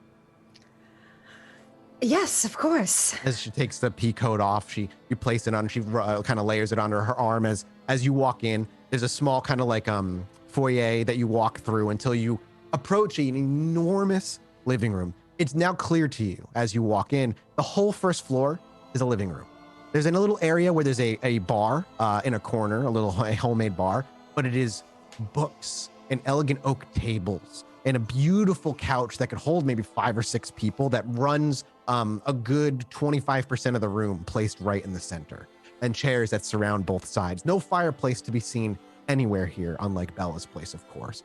And there is the walls themselves are painted a dark red with a really dark oaken wood that runs on that runs about a foot up around the borders. I forget what you call them. They're not banisters, but they're like little wooden borders around the wall themselves. Oh, you mean the chair railing, the center railing? Yeah, along kind of like that. like yeah, a chair around railing. the side. And beyond that, he has a golden and crystal chandelier that dangles from the second floor, because the roof of the ceiling goes all the way up to the second floor in this room in the center. You can actually see where the bedrooms would be up on the second floor. And there's a flickering light that's coming from the chandelier that imitates candlelight. But as you look up, you realize it's not actual flames that are flickering inside. Does Dakota hand her jacket off too as Ava steps into this large room? And now Dakota stepping in too, kind of being met with that. The smell is overwhelmingly like a cooking like meat. Like it sounds like a delicious dinner is being cooked somewhere. I am okay, thank you. Are you I sure? don't. Yeah, I'm you- fine. No worries. And she as Dakota's like, I'm fine. She's like, no, it's fine. No, please go right ahead. And as you finally kind of get through, she looks to Ollie. No Mr. thanks, Hopkins, I get cold. She smiles and chuckles. I do enjoy your jokes. And as you walk through, she quietly shuts the door behind, and I'll fetch Mr. Jackson for you. Please take a seat. Any of the glasses, as she gestures to a glass of 3 cups, that is, the 3 of you should be able to imbibe that. And she then begins to walk up the stairs with the jackets. You said he had a bookshelf full of books. I mean, he has a lot of books that kind of just. I imagine different Dakota just starts bookshelves. like walking perimeter of the room, like looking. Like I just want The to. thing that sticks out to Dakota, just by doing a look around of the books and glancing, you're really not going to get an idea of you're getting an idea of a genre. Lot of books on war, strategy, and leadership. whole lot of books about medieval strategies brought into modern times.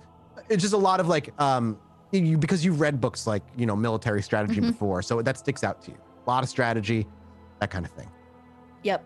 Curiosity got the better of Dakota. She's at the bookshelf, no doubt. Just like that's so. Ava, do you kind of just skimming. what does Ava and Ollie do when they enter this place? I think Ava will, make herself comfortable for sure. Chair. There's 3 chairs to choose from and the giant couch that could hold a lot of people. Maybe with the giant couch. I think she'll kind of casually rest herself in. Sure. So this place, you feel at home in a lot of ways. You think it could use a little sprucing up. It's a bit too sterile. Stuffy, yeah. Stuffy, a little stuffy. But as you kind of splay out around the couch, having one leg completely sprawled out, and you really position yourself, just having you in the room helps brighten this place up. Ollie, I like it. It's very medical by design. Everything has a place and it's perfect. Yes. I like it. Very organized. Dakota, super uncomfortable. I'm such a Ventru. I hate it. Dakota wants to rake something off a table. Like a cat. She just wants to be like, that vase is done. Like there is some beautiful, not vases anywhere, but there's some miniature busts of sculptures of figures. You can, if Dakota had a better education in history, she might recognize some of them. That's not gonna happen. Certainly. I'll wait. I'll wait for Jackson. Yeah, it doesn't take long after the disappearance of the young girl before you actually hear the decided footsteps of dress shoes on hardwood floor. And as you look up, looking over the balcony, you see the large silhouetted figure of Jackson come into the flickering light. And again, much like to you, Ava, he looks down through the brim of his nose, kind of down at the 3 of you. And after a little bit of silence, just to really let it sink in that he's arrived, and he's kind of making it aware. There's the briefest, smallest of grins, and there's almost a warmth that comes with that to break that serious kind of atmosphere that's leveled across as he steps up. And then he makes his way toward the spiral staircase and elegantly descends. No longer wearing a suit jacket, just a dress shirt and a vest with a tie, plain black and white, and his dress pants and shoes. He's fiddling with his collars as he comes down, as he always seems to be. And as he arrives, the chair that he clearly sits in is still empty. He walks over to it, sits and crosses his leg one over the other while he brings his hands together, and he kind of adjusts. And then after a bit of, again, some silence, thank you for coming. I appreciate the acceptance of my invitation to one of my many personal homes. It's actually quite an honor to be here, for you to invite us here. We've only met so many times at the bar. It's much more nice to be here. He smiles as he clearly gives his full attention to Ava while she speaks. It does seem like we've only met a brief number of times, but our business dealings have always been rather personal, and they've always come out on the other end beneficial for the both of us. I cherish our working relationship, and there is a trust that we've built up. Not everybody gets an invite. And he smiles and gestures. Yes, I would agree that the relationship that we've built has been very beneficial, and truly, the 3 of us want to continue that relationship. I am more than pleased to hear this. I would love to continue the relationship between ourselves and your coterie. The arrival of your new territory, I hope, has been going well. I've heard renovations, though mild, have started. It has. We've been building up. We have a beautiful movie theater that is somewhat of our new haven of sorts. But the neighborhood in general is very nice and quaint. Fits us nicely. I would like to speak more about your movie theater. Notate that later on in the conversation. First, I'd like to hear what you've arrived with. You did find me, after all. I look at the rest of the group. I'm used to talking. This time I'll wait my turn. Ladies first. I think the big thing that has been on our minds, I'll be, I suppose, very transparent, is we want to know what your goals are, Mr. Jackson, for your future. Everybody has big dreams, no? And he smiles. What would life be without large, grandiose dreams? In the current moment, well, I don't think it's a secret. There's an open seat on the Primogen Council for Ventrue, and of course, there's been discussion amongst our kind as to who would be best to seat there. That is something that, again, the three of us have also been made aware of. And I see. we've discussed amongst ourselves our thoughts on it. I would be interested in hearing what your opinions are. No, and be free to be blunt and honest if you prefer or are backing, rather, another venture. There are no personal stakes in the matter here. Don't believe me one to be so easily hurt, I guess is what I'm saying. The one time that you and I have ever conversed in any extended detail, you were very honest with me. I appreciate that. I'm sure it is not news to you that I am no longer Hound. Yes, that information has trickled its way into my ears. I imagine you're too busy to even bother with a why. It's none of my business. I don't have any particular investment in the Hound situation. Now, if I was to be sitting on the council, different things, but for the time being. I guess you could say the leadership did not suit me. So it was by choice then? Yes. I say that because in the wake of it, there's also opportunity. It would be a lie to think that the three of us have not actually very openly spoken about wanting to help you, somebody who has helped us, find a seat where it belongs. I'd be lying if I said I was displeased to hear this. I am glad that I have been able to earn your coteries' trust, where you see me sitting in such a seat to be one of a boon for you, than a bane. I guess you could say we didn't find that trust elsewhere. In lands like these, it's difficult to. Which is what makes this so much more valuable. Agreed. Well, if we're laying our cards on the table, then it should be no secret then that I, of course, have my eyes on such a seat. With the Primogen Council comes certain influence, and my priorities are that of Chicago. Chicago is a city that has so much potential and has never been fully realized. I agree entirely. I think, Miss Dakota, you also would agree with me that our kind breed cancer among ourselves. I would. We are our own worst enemy, ripping ourselves apart in the state of vain pursuit of power, thicker blood, something more supernatural and insane. My goal, should I find myself sitting within the seat of the Primogen Council, is to work on stopping that from happening. Chicago cannot thrive if the kindred are tearing themselves apart. And while I'm no fool, there is value in conflict. How well has that worked for our kind over the centuries?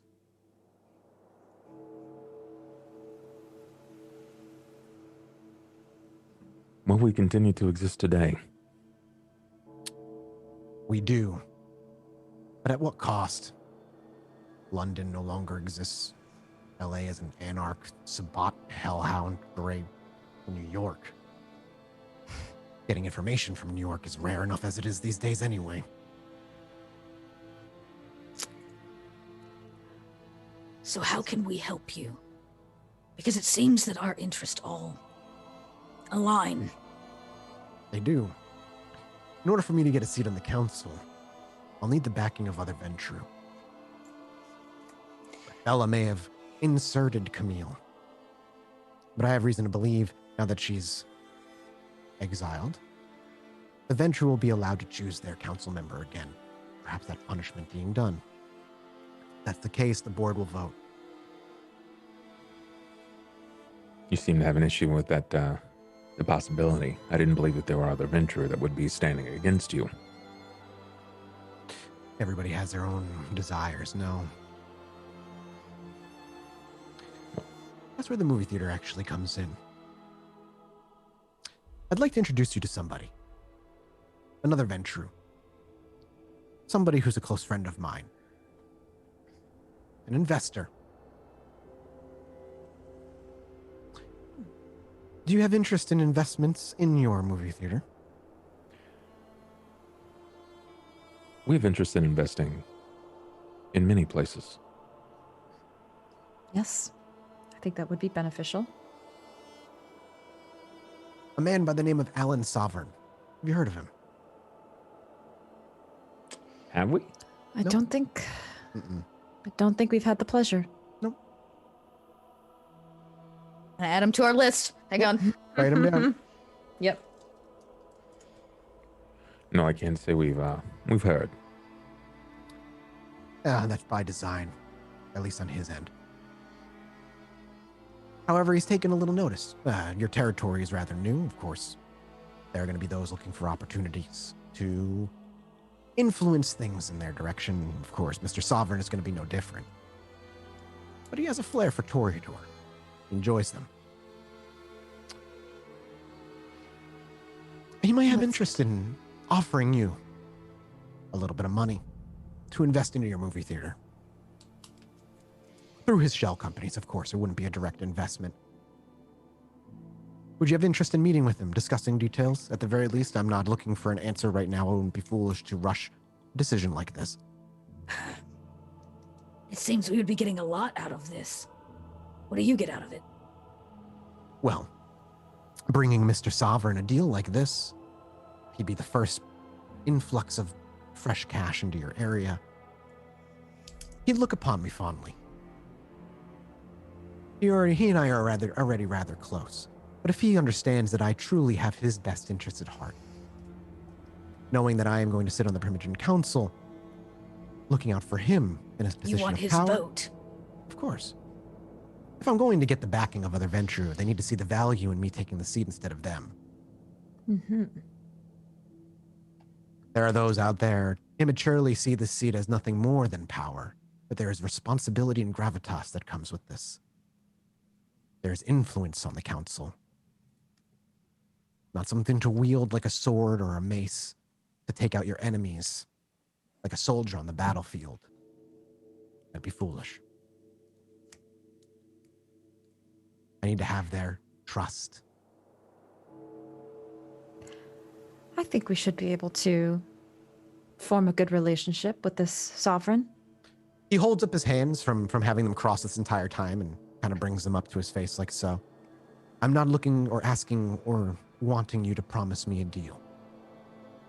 I only wish for you to hold and honor a conversation with the man. Your course. decision afterward is your own. Have Well, you met with last time I anybody else? checked, we have a swanky wine bar. Be the perfect place to ask him for a drink, Ava. Of course. Thankfully, I too have a soft spot for Ventrue, so. Now, before I reach out to him and or organize such a meeting, has there been any other business conversations between your coterie and others? He would greatly appreciate it if he'd be first bite at this. That would come with a great You mean amount for of- the domain? Yes. Investment in your domain. Has anybody approached you? No. Not that I know of. No. Wait, right, You would be Mathis? We've first. not actually been approached by anybody to invest in our domain. No. No. The only No. thing that's really happened is the gold that you took of Crowley's That's and it. you've kind of Right. reinvested. Right. into that way. That's We not- reinvested That's into not it, yeah. investment. Yes. No. Yes. Okay. Nobody I don't think has taken offered anything on your territory. It's still pretty new. Nope. Nope, he would be the first. You will enjoy that quite a bit. Now, is this area that we've our domain that is pretty much butting right up against the Venture territory? Yes, it's butting up against, but you're not in vendor territory. You're in your own territory. Quite. It is still our domain and territory. It wouldn't. Yeah. If you have questions, feel free to ask him. But if they were to invest, then it would start like likely markedly raising like area value of Ventru areas, my guess. Typically, like that's how it works. If you begin to gentrify areas, it starts to raise the surrounding values of a location. So I'm sure there's more of a personal benefit to that, but it's also like I feel like it's part of the Ventru line of what they might do. And the more you've worked with Ventru, the real danger, if you were looking at danger, obviously the exchange of the type of people you're going to be attracting by gentrifying an area, but the real power is that all the landlords in the area or whoever he's funding would be in his pocket, not yours. So like he'd have behind the scenes like all, because again, he'd be going through shell companies to make it all above ground. So everybody who manages whatever he's investing in would be in his pocket. Right. Mhm. That's what he would gain. And that's what Ventru, like whenever you ask yourself what a Ventru gain by investing, that's what they gain. They gain a always. way. They gain a way to make more money. They gain a way to make more money, we and they don't have care- okay. control, and they have a Yeah, little bit of leverage. control Right. over the rights of the buildings that they're investing in. Right. Yep.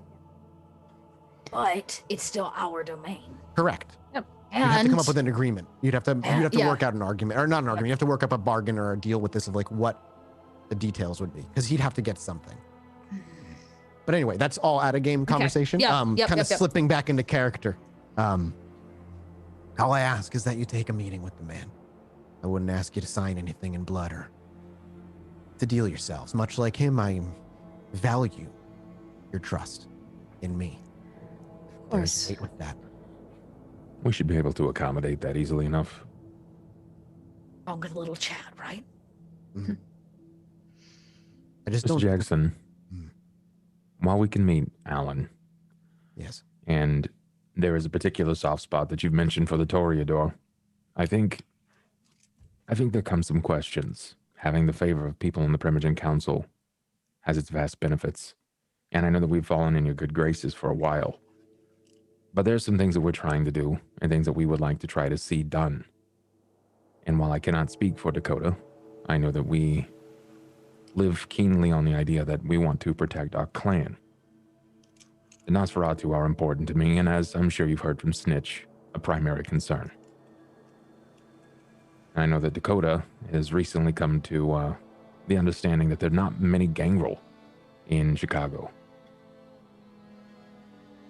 We'd like to see both of our clans foster accommodating homes here. Survival is important. Number one for kindred, arguably. But happiness should be on board for us as well. It can't just be all infighting and deal-making consistently. You speak truth, Mr. Hopkins. That's why I like you. You've always been blunt, even if it meant your own danger and for your own personal safety. Yes, I agree. There is a hierarchy when it comes to clans. That is hard to break, especially for those who've been around for decades and centuries longer than I. I cannot promise that things will be sunshine and flowers for Nosferatu and Gangrel when I sit on the council. But I can promise that you'll have the Ventru Primogen side, the Ventru Primogen seat on the side of the Nosferatu and Gangrel when it comes to votes. So long as the safety is guaranteed for whatever we're voting on. I cannot put the lives of our kind in danger simply for pride of another clan.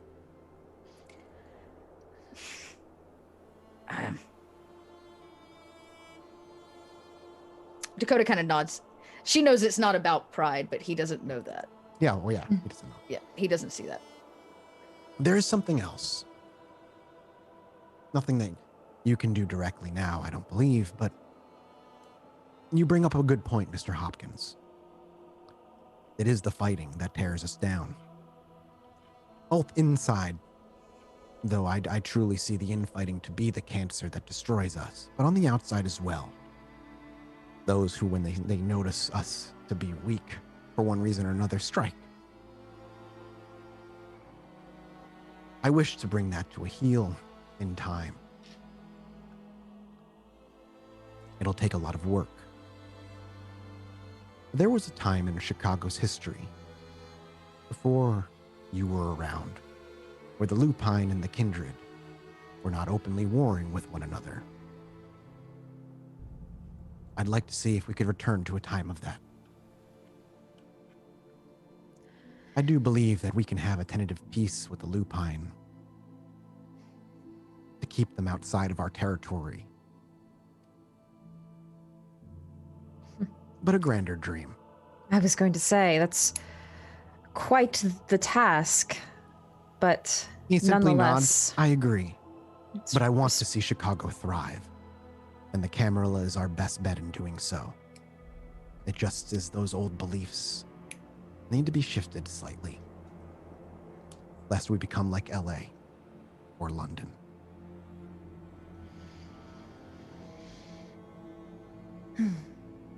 Something to think about. I'm not looking for anything now, but if you have any word or whispers of perhaps a lead I could follow or send any of mine after, I would appreciate that greatly. I will reach out to Mr. Sovereign and let him know you're looking to meet with him. What is his first name, Mathis? Alan. I'm just curious, are there any other Ventru that you're looking to gain the favor of for this seat, or is he the primary? In the moment, Mr. Sovereign is my big focus. I'm not looking to scoop that seat up in the immediacy. These things take time. Of course. But there is one other venture I'd like to get word with at some point. Her name is Naomi. Naomi Stewart. I'm assuming that you'll have Ballard's backing, or is he also vying for the position of Primogen? I don't expect I'll ever have Ballard's backing. Do you even expect him to vote? He will vote. I am unsure if he's seeking the seat himself, though. Him and I don't discuss our own business very often, usually only at board meetings when needed. Mr. Jackson, who else is on that board now? The venture of the city, I believe that's all 4 of them. Camille was part of that board, but she is no longer with us. So that was yourself, Ballard, Camille, Alan, and Naomi. Alan. Yes, he is part of the board. I was only aware that there were 3. Alan keeps to himself, bit of a bookworm. Not one for any gestures, the nicer things in life. Very well. Is there anything in the interim that we can do for you? Anything that might supplement your cause or encourage this relationship further?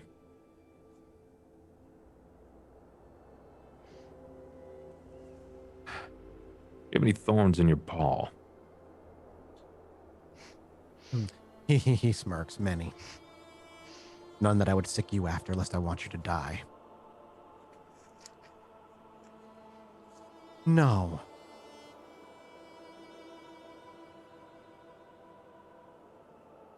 But I have a question. You all disappeared for a few nights. A while back. We did. Coincidentally, the same nights that Snitch disappeared. It's true. You wouldn't have been together that night, would you have? We were. My own personal curiosity. You were. And before you ask, we were tasked with a private order from the Primogen member Snitch. I wouldn't dare push. He specifically asked for my aid. I told them that I would be gone, and they offered their assistance as well. It is Snitch's secret, and I wish I could tell more. But he asked that I did not speak of it, and that if anyone wanted to know, that they come to him directly. I have a trust for Snitch. I just wanted to make sure my sources were correct. I appreciate that. Again, Mr. Sovereign will be pleased to hear he'll have first try at influxing a little cash. Yes, Can I please. see how earnest he was about that statement about Snitch? The wits insight check. Yeah, I think I like that. Yeah. Interesting. Jackson. And Snitch. Jackson as a character. He's such a different prince type than Can I Bella. willpower that? Mm-hmm. You can reroll 1 Oh, I can? because you rolled 1 success at the top and only 1 failure. You can't reroll hunger dice. Oh, okay, good point. I'll just keep it then. Okay, so it seemed earnest. You couldn't really pick up on any nuance. Okay. And so yeah, he stands up with that, sliding both of his hands in his pants pockets in a casual way as he strides kind of around the couch back toward the front door. And if there's anything else I can do for you, or you have any questions, please. You seem to have some mild concern for the support of Ballard. Is there seeds sown of regret there? Are there some bad blood between the two of you? When you're in the same business, as long as you are with the same person, you're bound to try and get the same things every once in a while. That makes sense. I apologize, but our histories are rather personal. Yeah, I can understand when relationships are a bit tepid, I gather. It has been a pleasure. To all of you. Should you need me or find me, your best bet is Chicago University. I do enjoy a good conversation with Cretius. Till we meet again, then. He actually will walk over to the door and open it himself. The coats are brought back down the stairs by the young girl, handed to you. And as you are ushered out, the door gently closes behind you as the crisp, cold air on the outside greets you. And you're able to walk out back to the front, where the valet rides your puttery car out. You can hear it coming before you can see it. And as it rolls up, he steps out and delicately hands you the keys, Ava. And the three of you pile into your car and ride off. Dakota looks like she's deep in thought. I am. As the car rolls away and you kind of break free from the rich area of town, you're kind of more greeted with a more familiar vibe. Is there a sense of relief that rolls over the three of you? Yes, those conversations are always very tense, I guess. And Yeah. just make sure you say the right things. I think it went well. It's enlightening. I looked to the other two. Yeah, I think that was good. I have something. I have something that I think could be beneficial for all of us. A bit of a loose thread. It's been hanging out for a while. Oh? It's going to require some work. Anytime the name has been brought up, it's brought this very vitriolic response, like acid in the mouth. And I've been looking for some answers for a while. I think we do a little digging.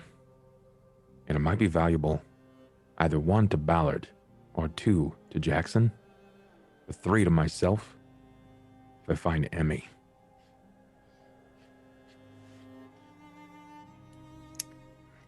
Okay. Because Emmy tried killing Ballard. And when brought up in front of Jackson,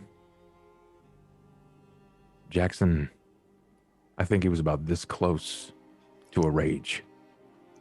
And that man in a rage is not something you'd expect from somebody so calm and collected. So it must be something.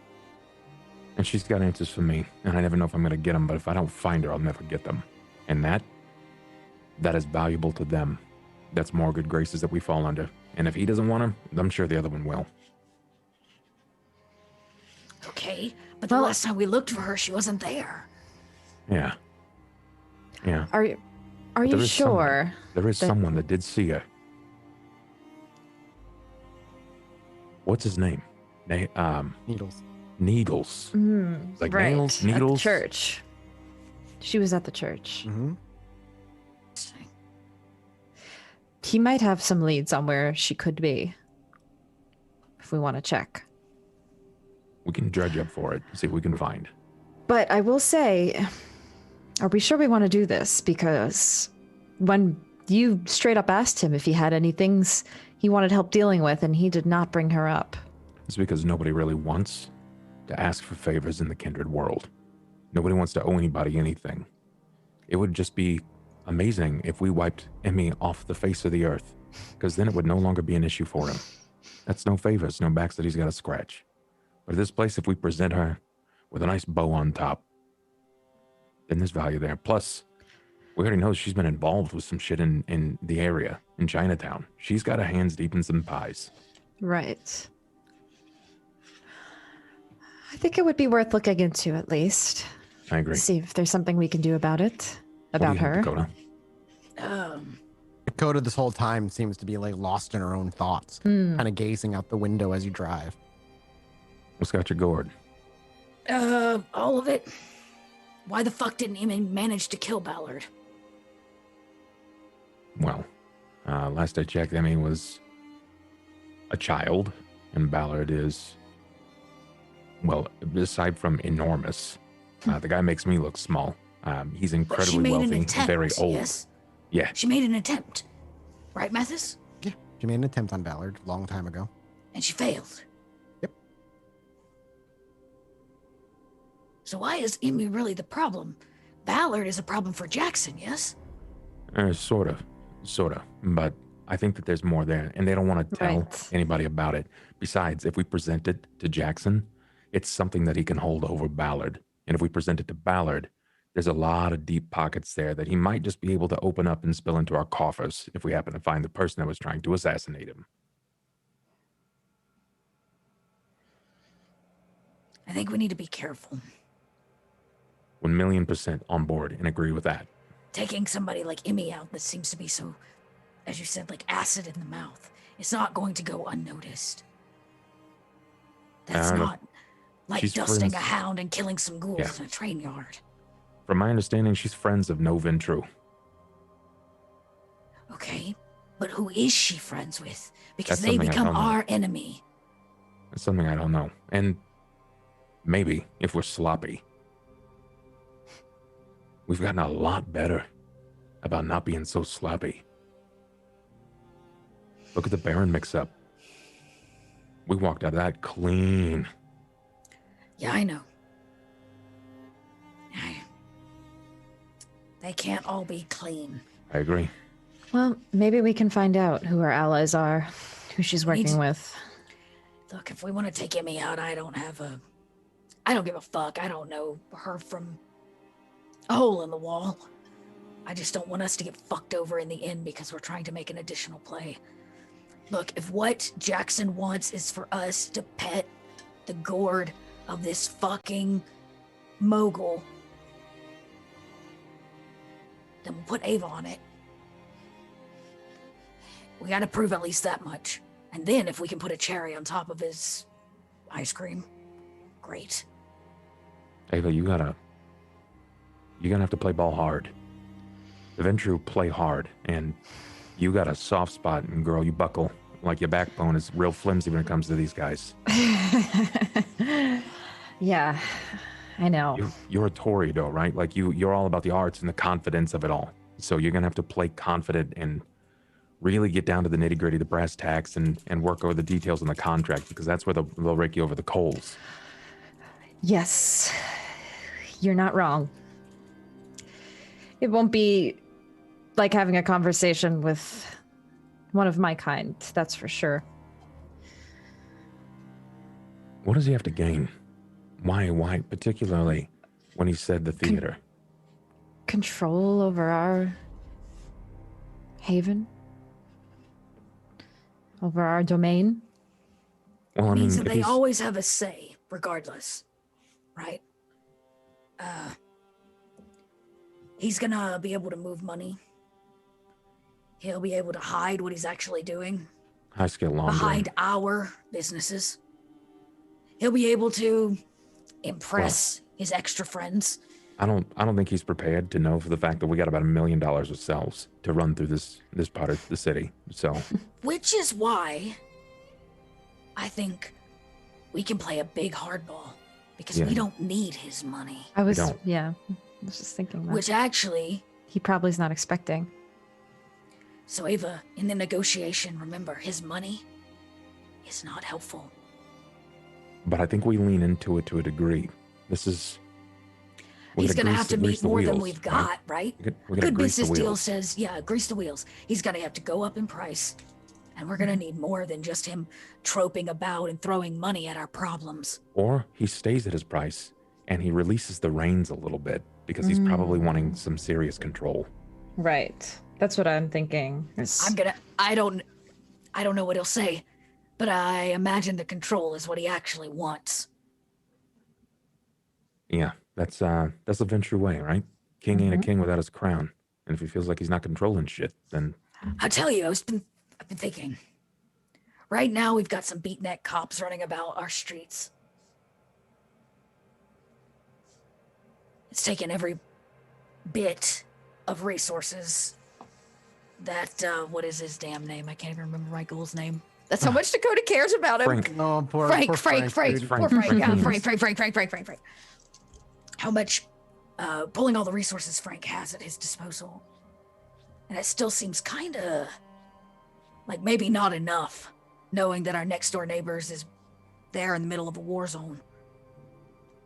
Some security would be really nice. It means I could release some of what he's doing here and maybe send some actual humans into Chinatown. Dig around elsewhere for us. Ways and places that we can't. I like that.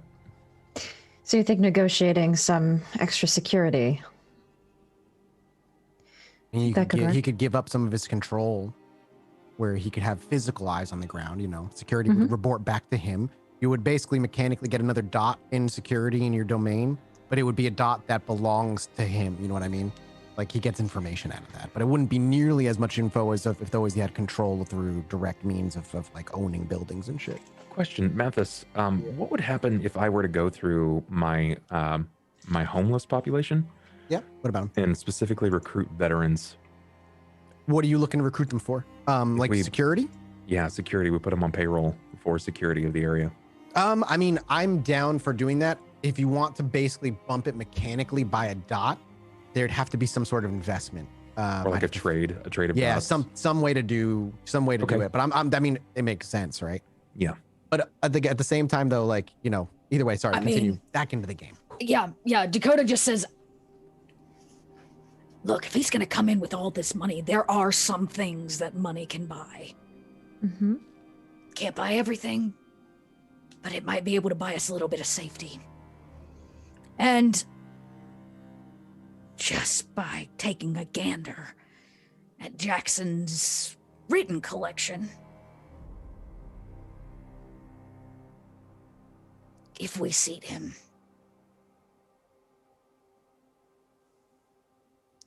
he will go to war for the princedom. Yeah. That's why I asked. what it Having a meant. secure place for us, because we'll be fighting for him, if you know what I mean.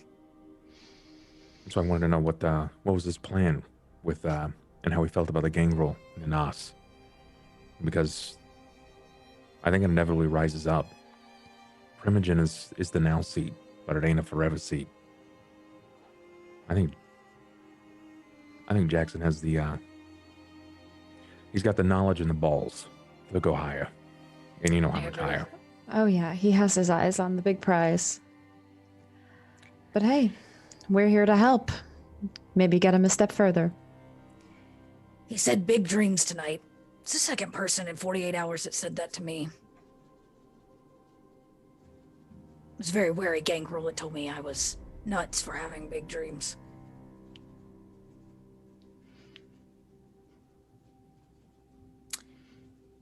Phew. Well, we got some irons in the fire then, don't we? Damn. We do indeed. Grant said you got Angry Orchards. I don't know what it is, but supposedly they have a label. It's fruity. You might actually like it. It doesn't taste like urine. Pass. But it's got a big label, which I'm good at peeling, so maybe... Yeah. Why don't you come Drink? back? It's at wanna the drink bar. something? I'll break out the good stuff. Oh, I wish I could enjoy it. And as the coterie kind of steps out of the car and you see them file into the movie theater, the camera lingers outside the movie theater as the doors swing closed and you hear the click of the door locking. Everything slowly fades to black. And we will return next week with the next episode of Vampire. Hi, vey. Yay. Yay! Oh, wait a minute. Are we all here next week? I'm here next week. I'm good. I'm here next week. I'm here next week. We're all here, Yep, baby. everybody's here next week. The following week is when you're up. Yeah, I'm out the 5th. All right. Well, thank you all for joining us for another episode, Silence of Shadows. We want to quick give a shout out to our supporter, Draco Chacha Malfoy. Get some roll loves in chat for Draco. Thank you so much. And of course, we have a whole bunch of goodies up on our Patreon, and we're going to go record an after show right after this, so you get to know some secrets. And if you want access to those, you can support us at patreon.com/rollforit. Thirsty Sword, Lesbians, and Ascension level 5 character sheets are out already, and have pop this up on. Oh, where'd it go? Gone. I don't know what happened. We do have a Star Wars show coming up here. I don't know what happened to my thing on here. It will be GM'd by the one, the only Jesse Cox, who will be joining us. We'll be announcing the cast tomorrow, so stay tuned. If you can join us tomorrow at 10 a.m. PST, 6 p.m. GMT, we will be playing Warhammer 40k. It's going to be a lot of great fun. And of course, I'll pop this up here. Jesse is going to be GMing an unforgettable Mandalorian-inspired Star Wars FFG campaign starting November 29th, 10 a.m. PST, 6 p.m. GMT, so you won't want to miss out on that.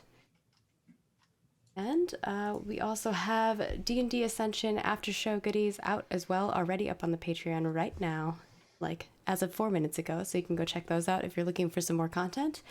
And if you missed out on this or want to rewatch and relive the Silence of Shadows episode action, you can go check it out. Or if you just want to give us some support, you can go check that out on youtube.com/rollforit. We'll be putting this up in the morning, and we'll notify you on all of our social channels.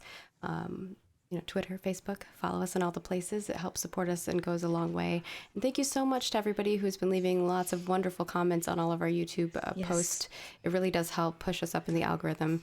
Same with, Twitter and Facebook comments. It may seem like a small thing, but if you can't support us in a monetary way, by getting emotes and things of that sort on Twitch and YouTube, or supporting us on Patreon, that's a really awesome free way to support us, is just by interacting with us on all of our social platforms.